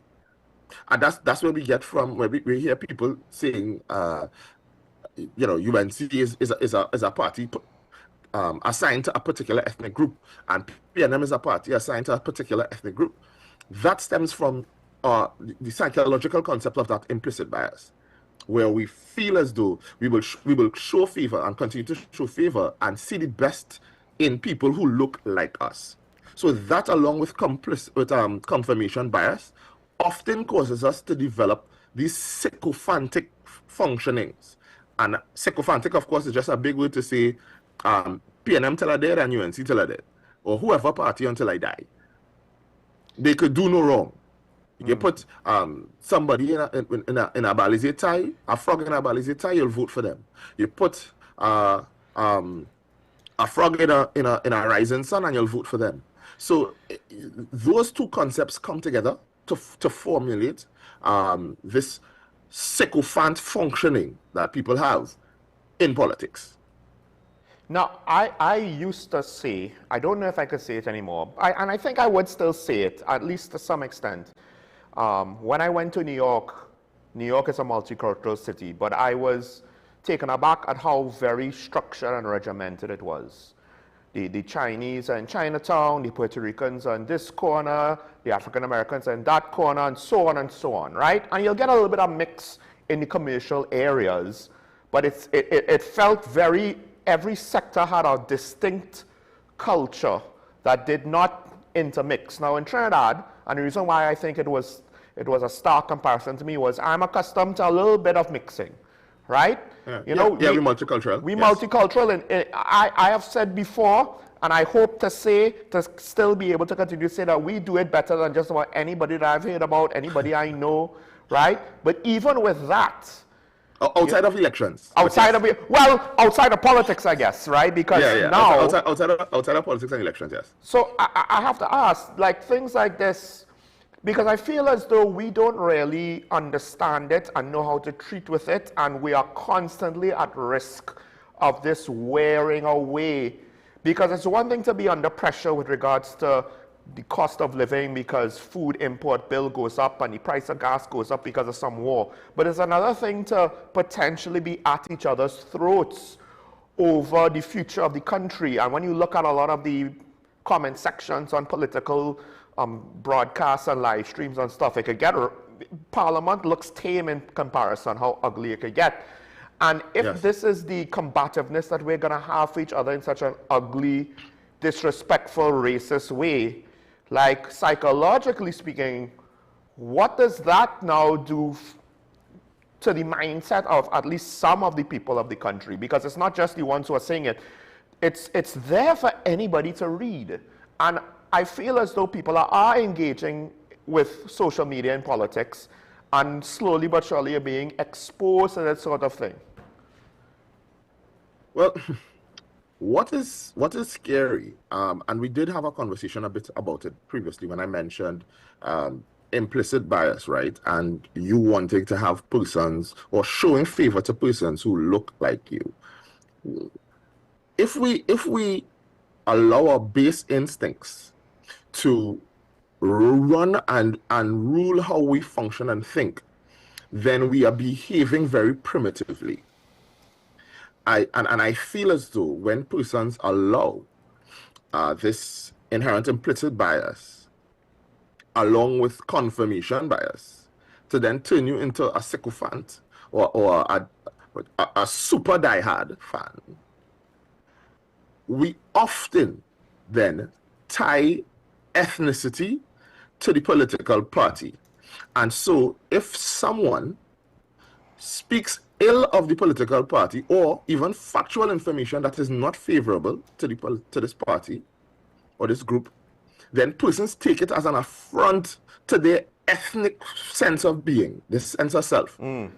So it becomes now an attack on the Afro community, or attack on the Indo community, or maybe attack on the Chinese community. If you get my drift. And once you feel an attack on your personhood, then that makes persons say and act and do some of the most outlandish things and unimaginable things possible. Because you feel personally attacked that maybe somebody had negative things to say about a member of government, right? And attacking a member of government is a personal attack or affront to your ethnic group. So if somebody says something bad about Penelope Beckles, then you feel as though, the person is attacking all black women everywhere, right? And so now you take that as a personal affront. Now, if somebody says something bad about Kamala Persad-Bissessar, Prime Minister, then you take that as an affront to East Indian people and women everywhere, right? And so if persons continue to function in this very sycophantic manner and personalize it so that persons can't even critique functioning of people in public life without taking it personally, then that's what's going to happen. We're going to have these extreme wars of ethnic battles and so on, with very rude, lewd, and extreme comments on social media. All right. As a matter of fact, there was recently a comment made by a sitting minister and a member of government on social media that I found to be very provocative in attacking someone who's not in politics. In politics, the person comments on politics and so on, but is not actively engaged in our local politics currently, right? Who knows what the future might bring? But when we outright, we already have persons who see party tied to ethnicity in a very significant way, and when we tie it to ethnicity, we also tie it to religion. Ethnicity and religion are two very, very, very volatile topics and conversations to be had. And when persons tie ethnicity and religion to parties, political parties, and we have ministers with persons hanging on their every word, openly making egregious, outrageous, and inflammatory type of statements and things on social media, then I think we heading down a very slippery slope, because then if the persons who you've elected to lead, although I'm not sure if that person was elected to lead, but the persons we elected to lead show us that it's okay for us to take these things personally and then go out and say these things, then to me we just stoking the fire, right? And we're saying we're saying this is where the bar is at. This is the boundary. And of course, as human beings, we function within boundaries, right? And we always try to push the envelope. So if we have somebody who is in leadership pushing that envelope for us and setting that boundary further and further back, I shudder to think how far this conversation could go on social media, how far people can take things, and how personal it can get. Do we soon look out for attacks on persons' families and children and so on, that sort of thing? Which I think there's enough anecdotal examples around the world when things like this gets ugly, that not that actual attacks will happen physically, but verbal attacks can and have gone there as the discourse breaks down.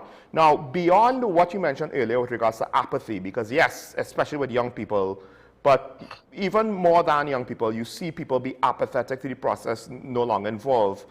But dare I ask also, could there be another factor in that lack of involvement, and it's essentially some sort of psychological resistance? You see what's going on, and you feel as though I can't deal with that. So it's not that you're apathetic. You wish you can affect change. You wish you can do something about it. But when you look at the situation, you're like, I don't know if I could deal with all of this. And I fear that for a lot of people, they actually do have good intentions.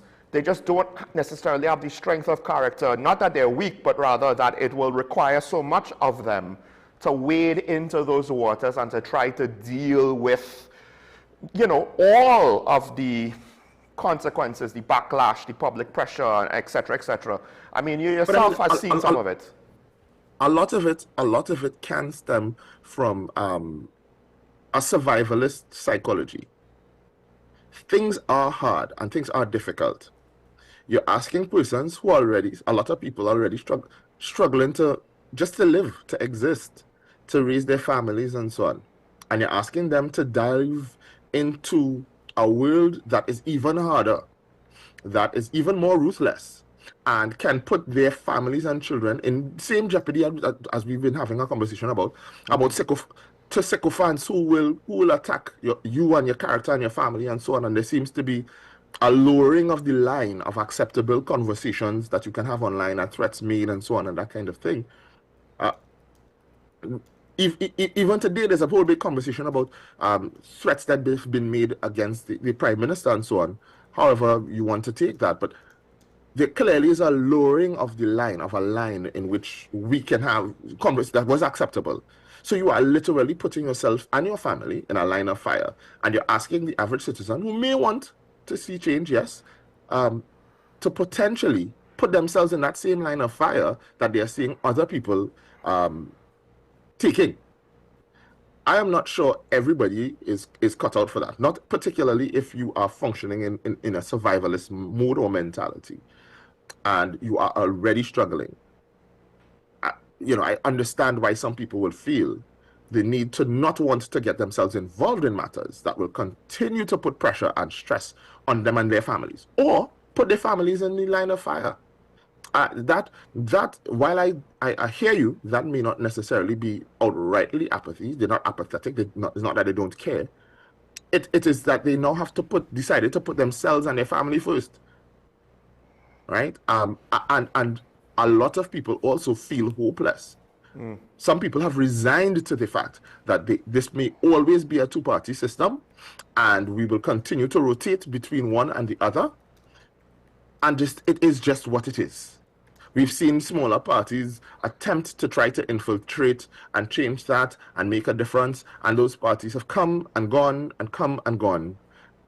And so you have several persons who have just, I suppose, given up, who have resigned to the fact that things are very difficult, it's not going to change, or it's going to be very hard to change, and I don't want to be the one to put myself in the line of fire to do that.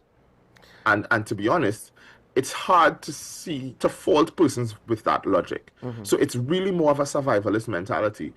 I kind of need to lock down home. I do need to ensure that my family and myself are secure, and that things are okay with me before I go out trying to play Superman and change what may be unchangeable. Now, in theory, the opposition is supposed to be the alternative, but the problem is the opposition in a two-party system are the people that were most recently voted out of office, right? Right. But more importantly, all of the criticisms that carry over from their time in office, the opposition leader, I think there's an interesting phenomenon where we just spent, I don't know how many years complaining about a prime minister who's a bully, and he's a this and he's a that, and his speech is too aggressive. And now we have a prime minister that some people would say some of the things she says, whether to CARICOM or for what have you, might be too aggressive. And here comes Penelope Beckles, and we're complaining that our leaders are too aggressive, but she's not aggressive, so that's also a problem. Now, on some level, is there some disconnect in our mental circuitry where we're not realizing what we're complaining that she lacks, we complained when others had it? And I feel as though we really don't know what it is we want to try to solve the problem. We want more of the same, but the same is what we criticize and complain about. So right. Well, there's at some levels there's what we call cognitive dissonance, and that's just a big fancy way of saying that what we say and what we do often does not align. Right? There's a disconnect between what we say often, what we want, and what we express, and vehemently as well. We are vehement that we don't want this and da da da da. So a good example would be this. I listened to people criticize the ex-prime minister, Dr. Rowley, and I listened to people criticize that he's too rough and he's a bully and you know he wants things done a particular way and so on. And yes, there are some extreme differences in terms of how they get it done. But when you listen to people in Barbados speak about Mia Mottley, for example. Persons say similar things, especially the opposition says similar things about Mia Mottley, and she does what she wants to get done. And Trinidadians praised Mia Mottley nonstop. She is the epitome of what we think a good leader in the Caribbean should look like. Now, I would argue, if as much as we are praising Mia Mottley because she's not the Prime Minister of Trinidad and Tobago, if she were to become, for whatever, magic wand was waved and she became Trinidadian and became the Trinidadian Prime Minister, I feel as though we would have found similar issues with Mia Mottley. But because she is not our Prime Minister, right, it is easier to see the good in her functioning than it is to see the same things that we continue to complain about. Again, the confirmation bias that we spoke about previously. All right, so yes, I think it does not matter. It doesn't matter who we get. I think we will continue to find issues with that person's functioning. A good example would be the former police commissioner. At the time, I remember several persons complained about Gary Griffith's functioning. All right, they find he too full of himself. He spoke too brashly. He didn't take instructions well. He was fighting with everybody on social media. The complaints went on and on and on and on. And now that he is, now that he's no longer in office, I almost said demoted, but now that he's no longer in the office and in space, now nobody can have a conversation about crime without calling Gary Griffith's name. Now everybody's talking about, Gary Griffith was right about those body cams, and Gary Griffith was right about this, and so on, and bring back Gary Griffith, or bring back Gibbs and Iwatsky, and so on. But in the moment, we have had the most vile things to say about those persons while they sat in the space in which. So I think we as a people tend to focus primarily on the negatives a lot. Those are the things that jump out to us the most, and so. If we get somebody who's rough and aggressive, we'll focus on that. If we get somebody who has a tender touch and so on, we might say that this person is too soft. So I don't know if we are suffering with what we call that Goldilocks syndrome, where it's too hard, it's too soft, and we keep looking for what is just right. But I don't know if psychologically we can identify what is a just right person for leadership in Trinidad and Tobago. Well, now we have a couple comments that tie into the conversation, and it's very interesting, the irony of some of the comments and how it speaks to what you said. But before we get that, I do have well, all right, let's take it. Sean, think you should go live in Holland and all will be good, because everything you're talking about is a complete waste of time. This government, for me, is doing a fantastic job, and it's really hating the PNM, and that is a good thing. Thanks. And I just found it's not the government doing a fantastic job. I have no issue with that. It's they're doing a good job, and it's hating the PNM, and that is a good thing. And I think, Sule, this is basically what you were talking about. Am I correct? Yes. Yeah. So a lot of yes.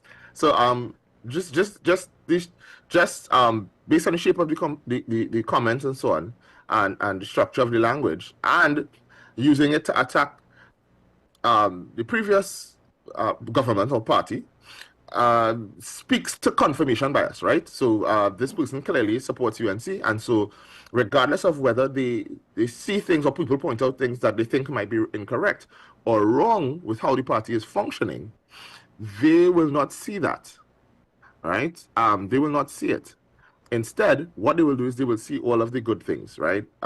Again, confirmation bias. We spoke about that. And usually when I get a comment like that or a phone call like that, they never include details on why what I'm saying is a waste of time, or why I'm wrong, or why the PNM is wrong. Or why the government is right. It's always just, well, you're wrong, they're doing good. The PNM is suffering. To be fair, good enough to be fair, maybe the PNM is doing wrong. Maybe I don't know. No, well, listen. There needs to be. If you're having a discourse on this intellectual discourse, then it needs to be rationalized, right? You need to have reasons, evidence based. These are the reasons. So and so and so is the case, and such and such. The thing is, long-term viewers of the show will know when the PNM was in power, I utilized the same standards to criticize them, and even when they were in opposition, I still had criticism to say about how they were going about the business of now trying to rebuild themselves after that disastrous election that was primarily their fault. I'm not saying they didn't deserve what they got. They set themselves up for that colossal failure. But at the same time, I have to acknowledge that less people voted this time than last time, and we also, the new government, they enact policy. So I have to speak about that. I can't still talk about the PNM 1 year after the election. That don't make sense. But we have another comment, which I found the juxtaposition, I don't know if we could put it up.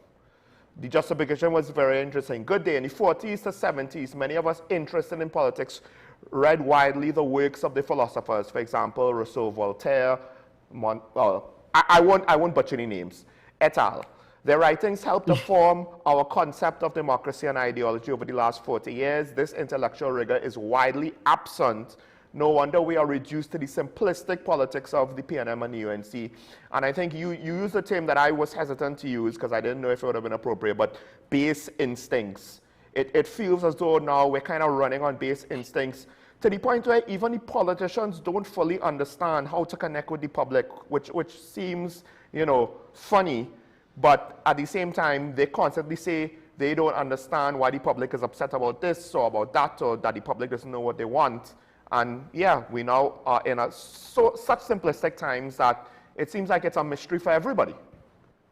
So there's been, I've had several conversations with persons as to why I honestly believe that politicians in general should have restrictive terms.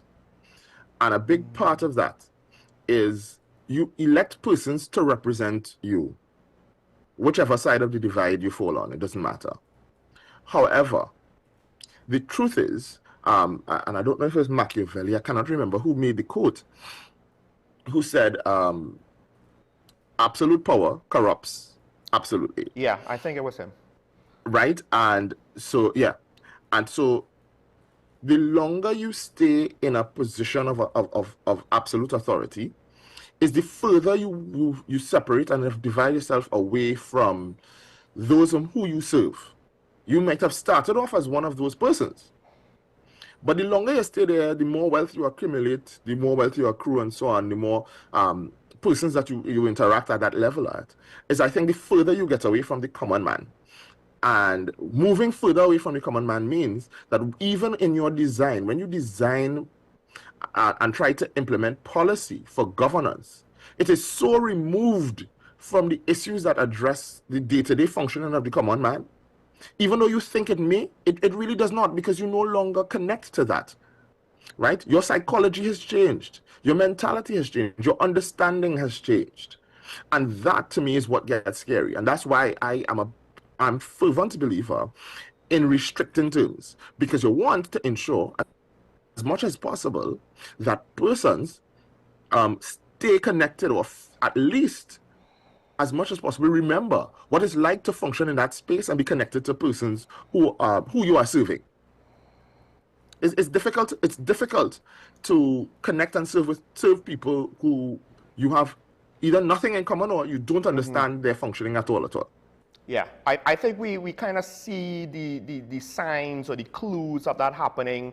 And I guess to add to what you said, what's scary is how universal it is, right? It's not a unique feeling of one individual, but rather, I guess, arguably by you, a feeling of the system that will capture any and everybody, except for maybe the most exceptional of human beings that will put in a lot of effort to not fall for that trap. And that's the exception. That's not going to be the norm. Now, that's not the rule. Correct. Yes. We have to close up, so I'll ask one final question. Besides restricting terms, which I guess would be constitutional reform, which you would need a willing government, so which comes with the chicken or the egg, right, with regards to solutions on that level. But from your perspective, not necessarily from a political or constitutional perspective, psychologically, what do you think we need to do in order to try to find a path forward, a way out of where we find ourselves, where young people are apathetic and well-meaning people are in a survivalist mode? What do you think we can look towards, right, in order to try to improve things on those levels? Well, again, constitutional reform. I think constitutional reform is the best way to address those things.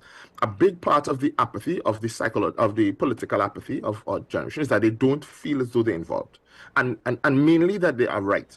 Most people feel as though they're only part of the political process once every 5 years. Right? And so that does not make you feel as though you're involved really, that the people care about you because you may only see your representative around election time. Other than that, for some people, it's hard to be able to get on to your representative. Of course, when you're in opposition, it's much easier, right? You could get onto your representative in opposition, but when they're in office, it's harder to be able to get on to them, to speak to them, and so on. Constitutional reform. One of the things, and this is my personal opinion here, it is not professional, right? Right. Really nothing to do with psychology, but one of the things that I am a fervent believer in is just like persons in government are servants to the people. And every job that puts you as a servant to the people has an annual performance appraisal. You are to be appraised every year. And so if in your appraisal you are not functioning well, you are told you're not functioning well, these are the areas in which you fell short, and you are given a period in which you need to adjust or alter or fix that functioning, right? You get one letter, you get two, and by the third letter, as in with other public service jobs and in the sector and so on, what happens is you get hauled before a committee, and if you can't have it addressed, you get fired, you get sent on leave or whatever, that sort of thing.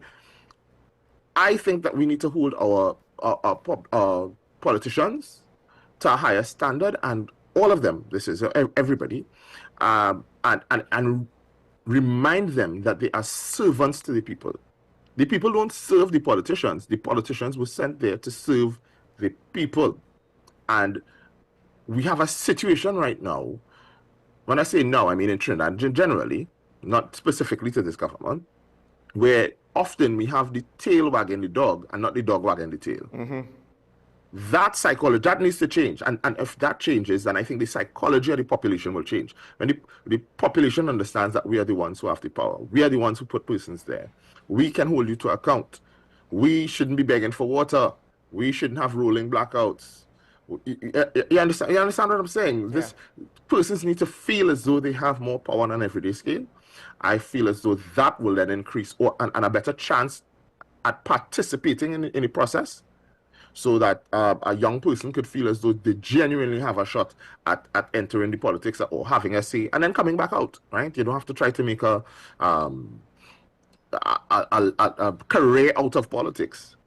I think if that becomes more ruling, I think more youth will get involved. I think that is something that we have to address.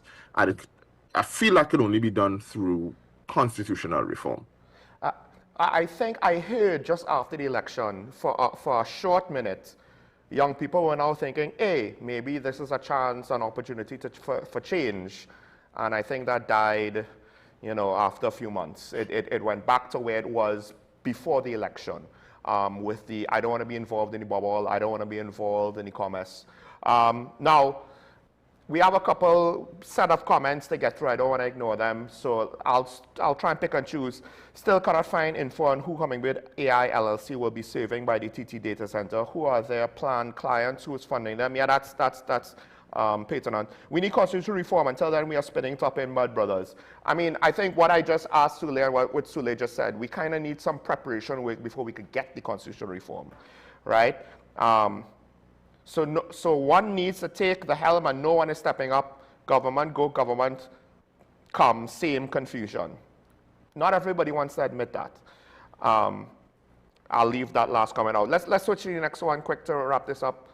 The face of governance must change. Citizens will elect a party to governance, and that can improve on the standard of living.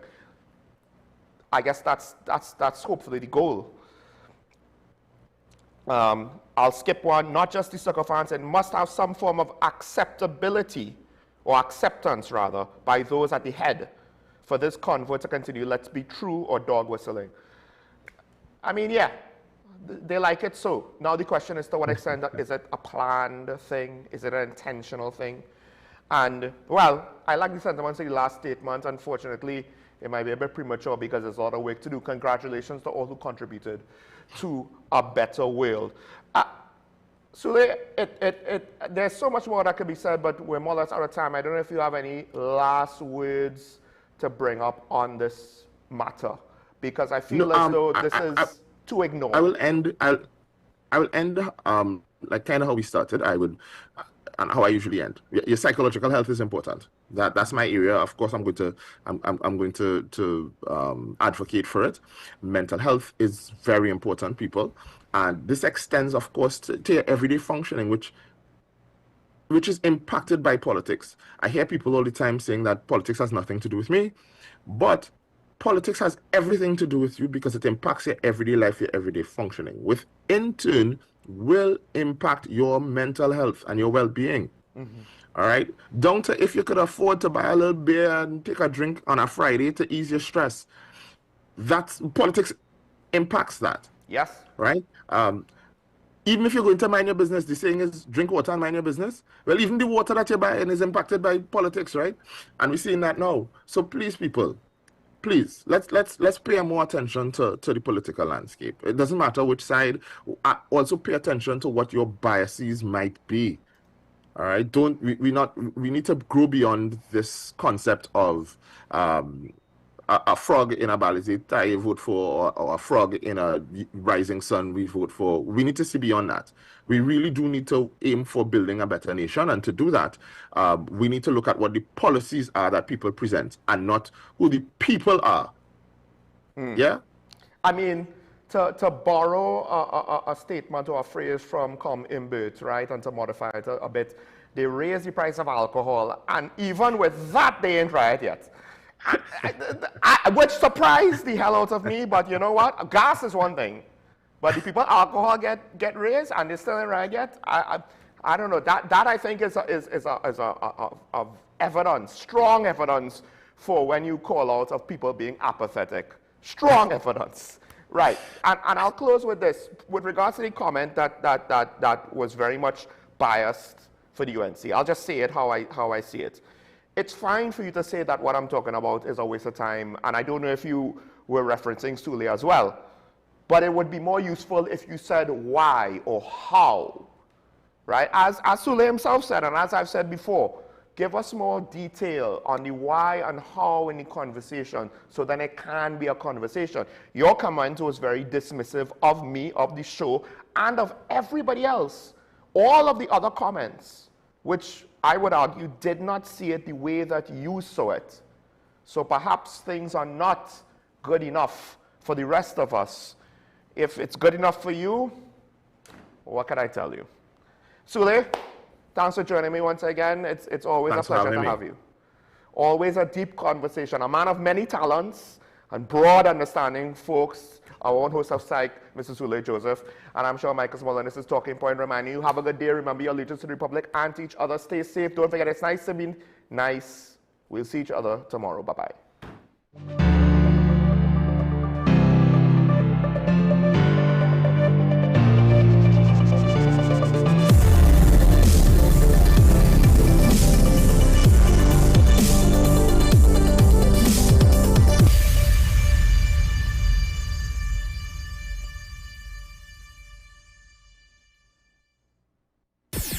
WESN.